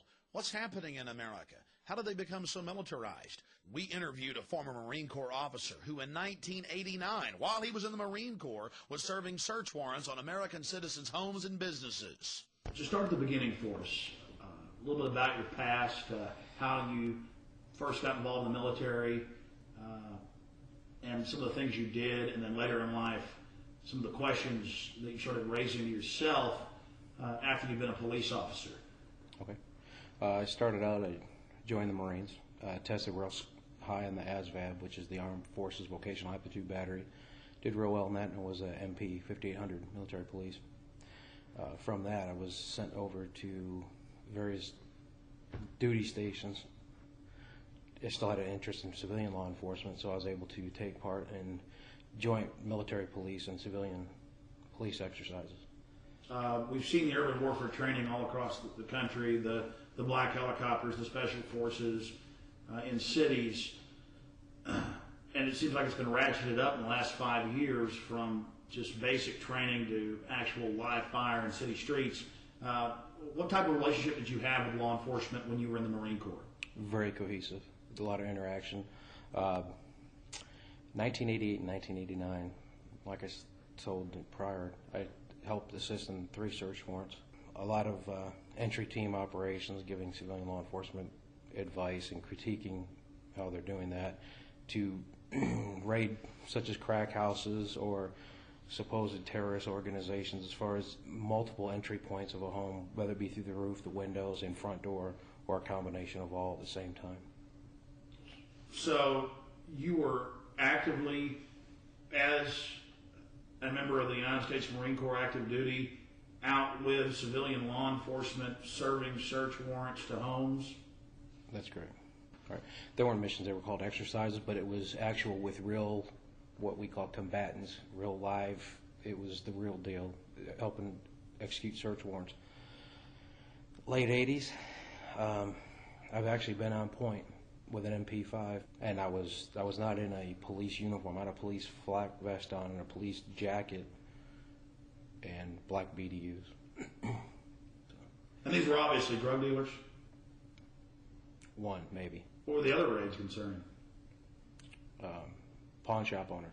One was a pawn shop owner, and the other was for joint working with ATF.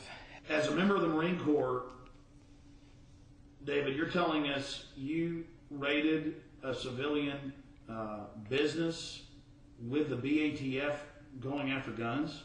It was the business owner's home. Oh, the business owner's home. The homes were civilian homes and some upper middle class to white collar homes. One was a warehouse facility.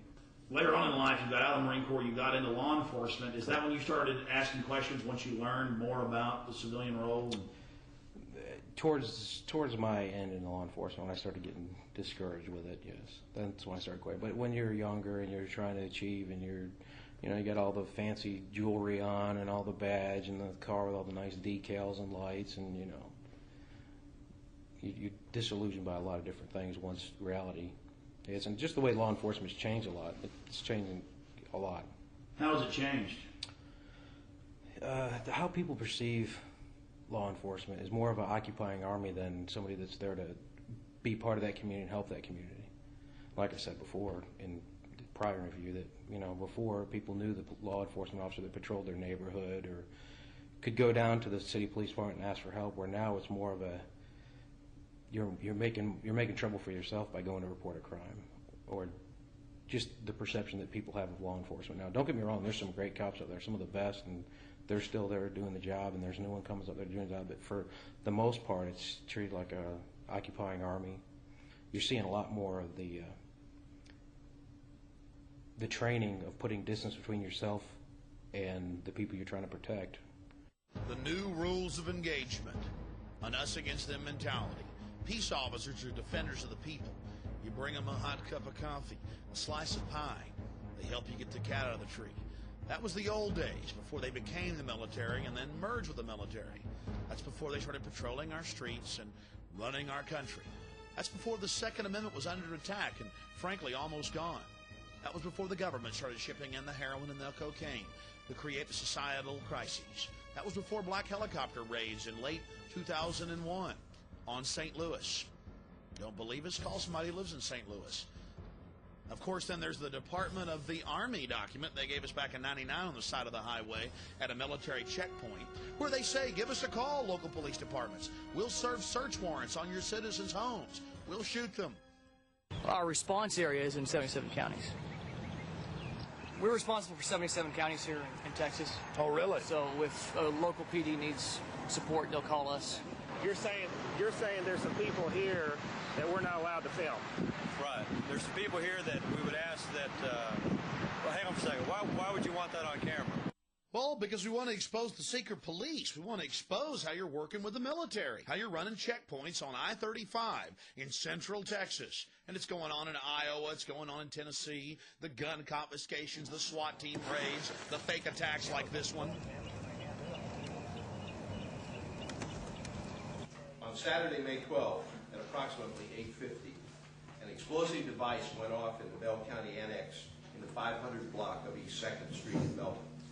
The Belton Police Department responded to that, as well as the Belton Fire Department and the Belton EMS. The Belton Police Department is currently investigating the cause of the explosion.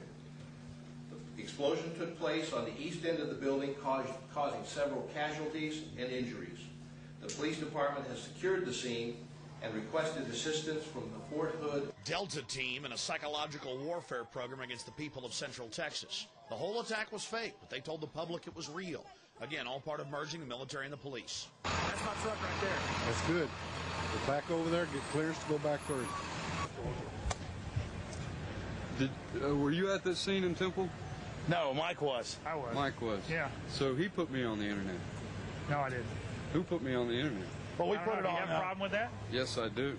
Well, it's not me because I don't do anything. We put it on TV, and then yeah, it's been on TV. Okay, because there were pictures on the internet, and somebody put them on there without my permission.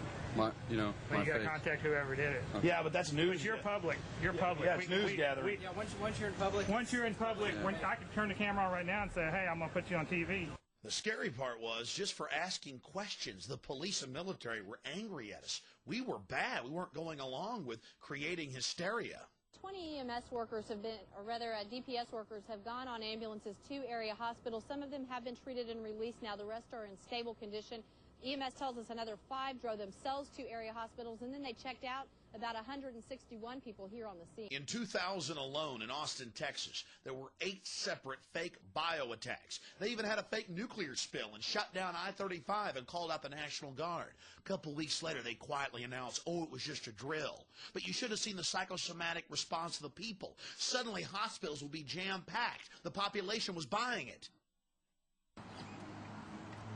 Stage managed event, it's absolutely fake! Stage managed event, it's absolutely fake! Stage managed event, it's absolutely fake! This is completely fake, ladies and gentlemen. It's absolutely fake, and you know it! This is a fake psychological warfare program against you! Psychological warfare! Right. Thanks. Awesome. We're going to fight the New World Order.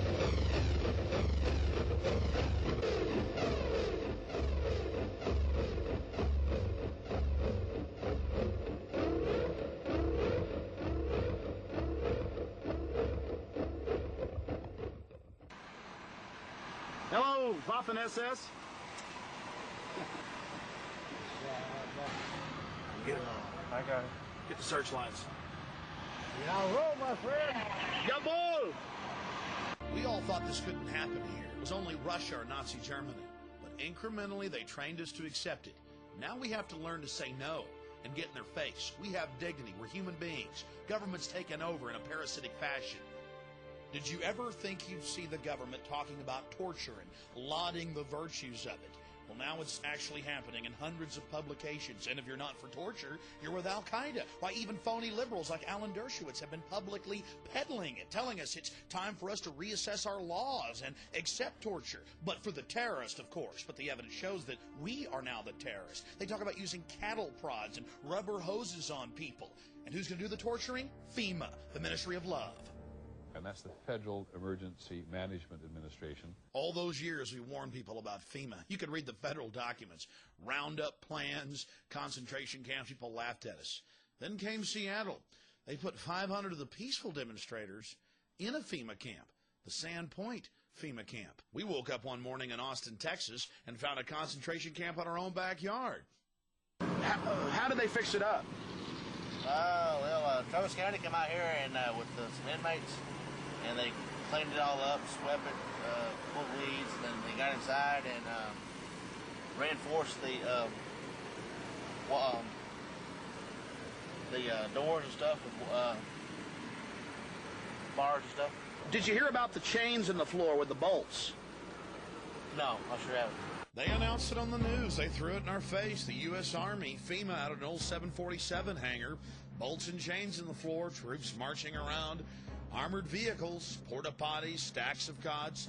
Long before the September 11th attack, they were going to take good care of us. But, of course, after the attack, even the Washington Times reported George Bush enacted 500 dormant legal clauses, provisions allowing censorship and martial law, force roundups. Then they have the model state's health law, where they're allowed to put us in sports stadiums or aircraft hangars and, quote, shoot old women in order to do so. The Model State Emergency Health Powers Act. Most of the 50 states are now passing it as we make this film. And it is a Adolf Hitler wish list. They talk about how to deal with the millions of dead bodies, how they're going to round us up, how to herd us into compact cities, how to use slave labor at the different federal camps, and how they've already been doing it since 1989 at 12 different Army bases. They just got done classifying that, by the way. You can go to the Army's website and read about it. You see, a lot of things have been going on in the country you didn't hear about. They were busy building FEMA camps and getting you ready to go into them. Then they've got bills like H.R. 2977, where they talk about different mind control systems they have, different ultra-low frequency mind control devices that can make you become sick or even kill you or make you do what's required of you. 2977, an actual federal document, an actual federal bill admitting that they're spraying chemical and biological weapons on us through the use of something called chemical trails that they're adding to jet fuel, especially in military aircraft.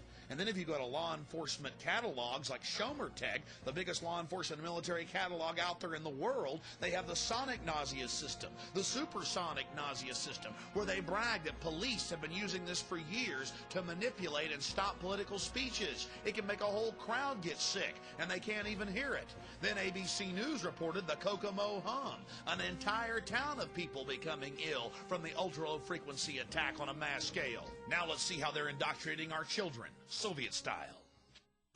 You can give information without having to give your name. You guys have all the information that I need. You guys can get paid for good tips, anywhere from up to $200. You'll sign this card, you'll get one of these membership cards.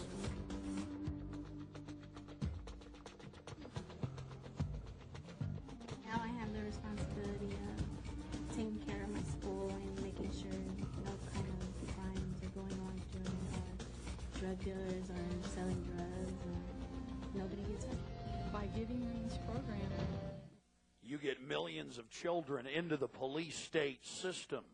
You condition them to be members of the secret police. You destroy the very fabric of America, and you pay them $200 every time they turn someone in, including members of their family. It's incredibly painful to see how far America's slipped. They've got dozens of different names for these programs, but they're all the same. Wave, Save, Dare. It has nothing to do with drugs. Government ships the drugs in. That's public knowledge. It's about creating a whole generation of government snitches, of secret police, of East German Stasi. They give the children discount credit cards, toys, CD players. sometimes thousands of dollars, to turn their parents in for, quote, owning firearms. I've seen the handbooks when firearms aren't even illegal. On third row, stand up, face me, walk to the doors backwards real slow. More importantly, it's about training your children to be prisoners. They have ID cards to buy their lunches, thumb scan in many cases to get their lunches. We'll cover that later. Men in black uniform point MP5 submachine guns, many times loaded, at their heads and load themselves in a drill onto a bus. But I know what you're thinking. Hey, we all saw what happened at Columbine. We've got to protect our children. We've got to put fences up. We've got to turn them into a prison. We've got to have them searched without warrants. Ladies and gentlemen, it's now come out in court documents, and SWAT team members were caught on tape admitting that they actually shot the children at Columbine. It's been confirmed that at least 6 of the 13 were killed by the SWAT teams. Drop the weapon! Drop the gun! Sadistic predators across the nation get to enjoy abusing, traumatizing children as young as 6 years of age. Men in black uniforms yell and scream and cuss profanities at them that we've had to edit out here as they beg and cry and plead. They're then loaded on the buses and, yes, taken to a local jail. Drug around like filth, like garbage, like criminals. A whole generation learning how to be slaves, learning how to bow down and beg and put their hands behind their head when the ring race, the Dark Lords appear. 54 children died in the year 2000 in high school football accidents. 52 died in school shootings, and many of them died at the hands of SWAT teams. Take Fort Worth, Texas, where Cop of the Year in a SWAT team drill at a school was shot in the head by one of his comrades. Again, these people are shooting their own officers in the head. Again, don't forget in Fort Worth, they shot their own officer in the head at a school. Just a few weeks ago in Detroit, they shot a kid in the face in one of these so-called drills. Situated on over 16,000 acres of farmland, Heartland encompasses Heartland Community Church, a non-denominational organization founded on the model given in Scripture of a New Testament church. Heartland is home to one of the finest Christian academies in the country. Covering grades K through 12, Heartland Christian Academy provides top-quality instruction facilitated by the latest in educational technology. The Heartland Recovery Centers serve both women and girls, and in separate facilities, men and boys. Heartland Christian School has an incredible track record for reforming troubled youth. That's why Child Protective Services swooped in and kidnapped 165 of them without a warrant and never even charged anybody, and were later forced to release all the children. There's hours of horrible video as you see the children just filled with terror. You got to put me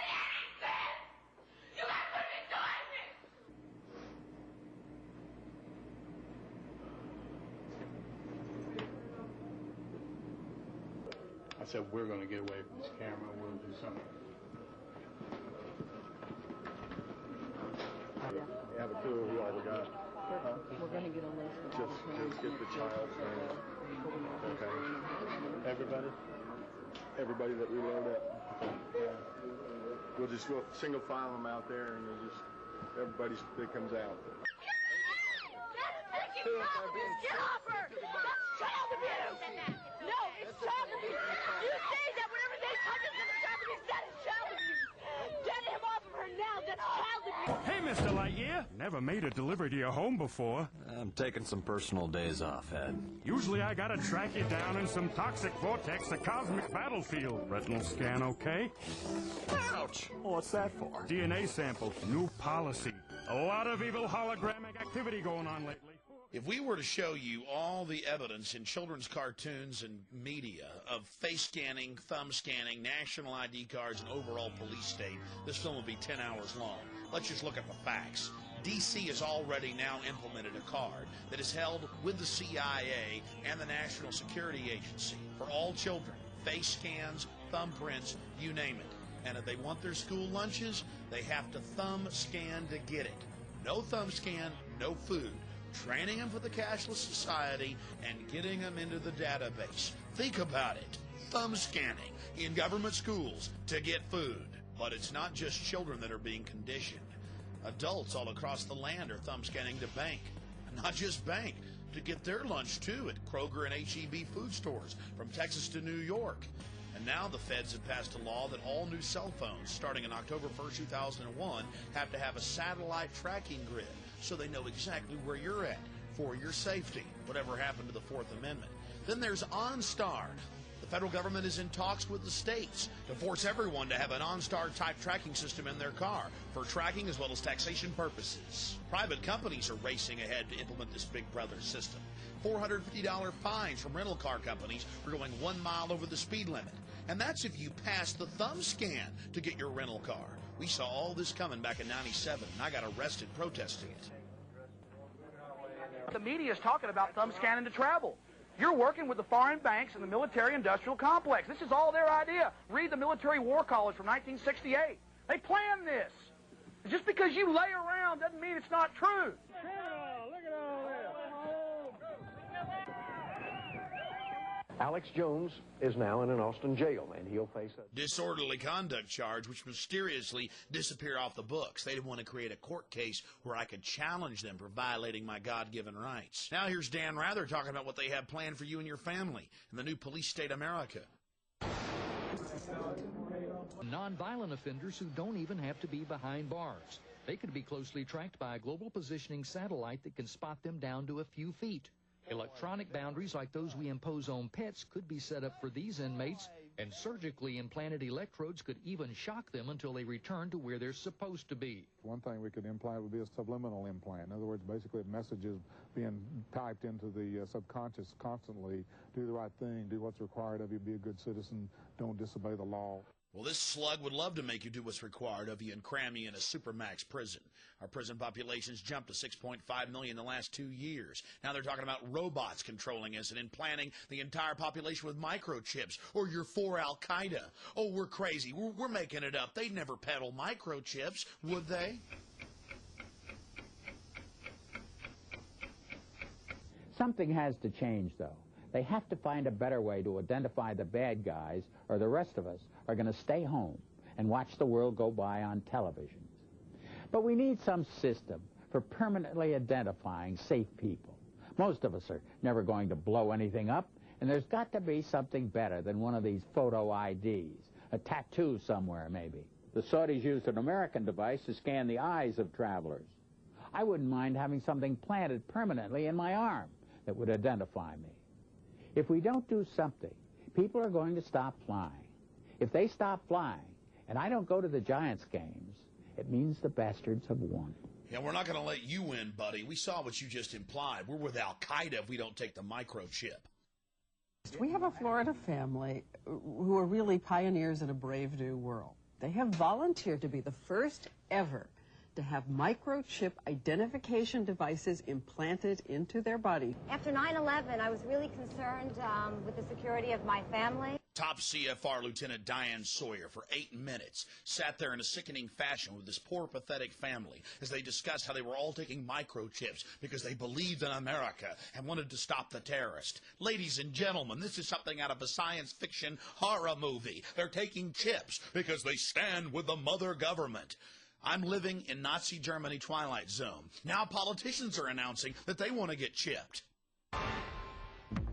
Strategic defense. Optical identification. Voice verification. Jason Taylor, defensive end, Miami Dolphins. Clearance granted. You're a star. You're a professional football player. You're getting scanned. It's not just children getting brainwashed on cartoons. It's everywhere. This is the prison grid, turning the whole world into a cashless control system. I have read the federal documents, the total plan to force us into these compact cities. You absolutely must resist the thumb scans, the face scans, the retina scans, cameras that can recognize you and scan your face against a billion faces in a single second. Everything, no food, no water, no houses, no jobs, no nothing without it. They're actually announcing it. They're going to put it in place, and you are the terrorist. You've already heard them say it. Gun owners, Christians, conservatives, libertarians, liberals, anybody that doesn't go along with global New World Order tyranny will be watched, will be controlled, will be tracked. The New World Order gang has a reason they want to control you, and they've bragged about it. Now the Bilderberg Group and Reuters, which they own, have gone public that they actually groom our presidents, our prime ministers, that yes, they really are international bankers. Yes, they are royal families. Yes, they do run the central banks, and that we are the property of a global superstate. In Reuters, they're throwing it in your face, which is owned by a Bilderberg Group member, like Prince Philip. Prince Philip, in his own publication, If I Was an Animal, brags about how he would kill 80% of the population, how his great dream is to come back as a virus. Ladies and gentlemen, this is in your face. These psychos are creating a matrix-like control system and talking about killing you. From Ted Turner at the UN to Prince Philip, they're out of control and on a massive power trip. People like Ted Turner and Maurice Strong have actually been writing the textbooks for a massive environmental movement control system to steal all of the private property. Using the phony environmental movement, they're ramming through their agenda. Remember, the environmental movement has nothing to do with saving the environment and everything to do with stealing property and empowering world government. We've lost our way. The earth is a living organism. We've got to praise our mother goddess. I produced a documentary film called America Destroyed by Design. We traveled 6,000 miles around America and witnessed the horror of the United Nations taking over our national parks and monuments. Now, under the Desertification Treaty, signed October 18, 2000, 70% of the country is under United Nations jurisdiction. This is the map of what they plan to control in the next 2 years. You see, 90% of the country is already pristine, so most Americans don't realize how much has already been taken by the United Nations. The three maps you see on your screen are what they plan to get.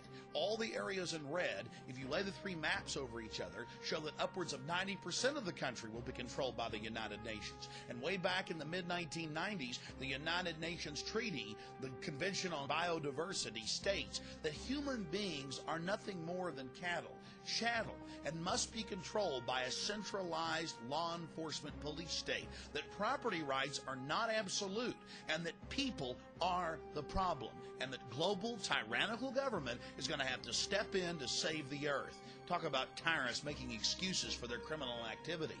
It then goes on to talk about chicken little debates about how there's going to be global warming and the sky is falling, and if they don't get rid of 80+% of us, we're talking about 5+ billion people, that the earth is going to die. Then the UN talks about how we must all be reduced to the level of peasants or there won't be enough resources to go around. Talk about a rationale for slavery.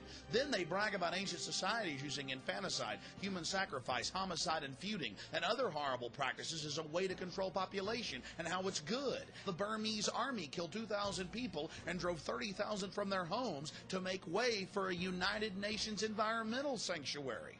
Then they discuss how they could murder half the world's population by restricting fertilizers. This was written by psychotic murderers. The documents already talked about human sacrifice. Then they get into how ancient societies used the environment and considered it to be holy, and how Christians cut down the sacred groves where they engage in their special rituals that help maintain and replenish nature. Then there are the mysterious Georgia Guidestones owned by Illuminati leaders that actually talks about reducing the world population by 80%. That number we heard from Prince Philip and Ted Turner so many times before. How they must maintain the population forcibly at 500 million. And now, in recently declassified government documents in Australia, we learned that world-famous microbiologists, Nobel Prize winners, were actually planning to release biological weapons to reduce an overpopulated world. The revelation is contained in top-secret files declassified by the National Archives of Australia. I challenge everyone to read the Nightmare Kyoto Treaty. A total United Nations takeover of the world's energy supply, a huge taxing mechanism to control the populations of the planet Earth. And the science behind it? There is no global warming. We have a regular 12,000-year cycle with 100-year subcycles. Then they have their chicken little scenario of ozone thickness, using fear to get control of the resources. Then they have their human waste reclamation centers, their centralized, federalized, socialized healthcare systems, so they can cover up the mass poisoning of the entire population. Fluoride, a known deadly toxin that causes cancer, severe bone fractures, you name it, retardation of children. Talk to the Nobel laureates that have exposed it. It's being crammed into the water worldwide. The amount of solid scientific evidence that fluoride kills is now overwhelming. Those that oppose it are flat earthers, denying the facts of what's happening in our society. Aspartame, the taste that kills. To call aspartame a poison is doing it a favor. According to the scientists and brain surgeons I've interviewed, this is one of the biggest killers in the United States today. It's in over 9,000 foods. Everything from cancer viruses to squalene and mercury has been found in vaccines. The entire vaccine supply is contaminated. And what is the government doing? Mandating more and more injections of our children. Truth is stranger than fiction. Elites throughout history have always sought to control their peasants, control their serfs. And now the elite has almost unlimited technologies. They know that breakthroughs have already occurred that will allow them to have extended lives, perhaps eternal lives, with the help of the cybernetic interfaces. The globalists, and they talk about it in their own policy papers, are not about to allow you and your family to have access to this. They're going to herd you into the reservations. They're going to control you with the new advanced technologies that they're totally obsessed with. They're going to exterminate 80% of you, and then they are going to live like gods on a Mount Olympus. My friends, it's in the policy papers, it's in the documents, and in a film coming out at a later date, I will expand on what their final plans are. But it's actually on the record. Use your common sense and resist them. You've seen the historical record. You've seen the facts of government-sponsored and controlled terrorism in the final decades of the 20th century, going into the new millennium in 2001. This is a call to arms, a call to the information war, to wake up your friends, your family, people in your community, your churches, your universities, your schools, and to realize what we're facing. My friends, the evidence is absolutely overwhelming and cannot be denied. All you need to do is check out all the information we have presented here. Look at elites throughout history. Their pleasure, their enjoyment is feeding upon populations, controlling them. We're dealing with control freaks. You have to learn about human history. You have to look around you and study the systems of power that surround you and get outside the paradigm, outside the box, and educate yourself on these facts. Then you need to begin to educate others and to resist this system. And whatever you do, never turn in your firearms. We're trying to fix these problems peaceably, but we do have every right to defend ourselves and our families from this tyranny. Because you see, this is a warning to everyone. If we are unable to defeat this New World Order, the terror attacks are going to escalate. They're going to get worse until the United Nations program for an 80% world population reduction is actually realized. So you have to study this. You have to look at the facts. You have to get out the word. You have to make it the issue in your community if you're going to defeat this system. More terror attacks are coming, and it's up to you to get the word out of who's behind them. Because by doing that, we're able to shine the spotlight on these creatures and show how they're using it to get more power and control, and then they lose the power they have over us. No longer are they our loving saviors just taking our rights away for our best interest. They're the bloodthirsty, evil tyrants that they are in the minds of the men and women out there. And then their illusion is shattered. But if you don't shatter that illusion of control, it's over for America. It's over for the world. And it means absolute, total dehumanization. We need Paul Reveres all across this country, black, white, old, young, to fight for this republic and against these slave masters. God bless you all.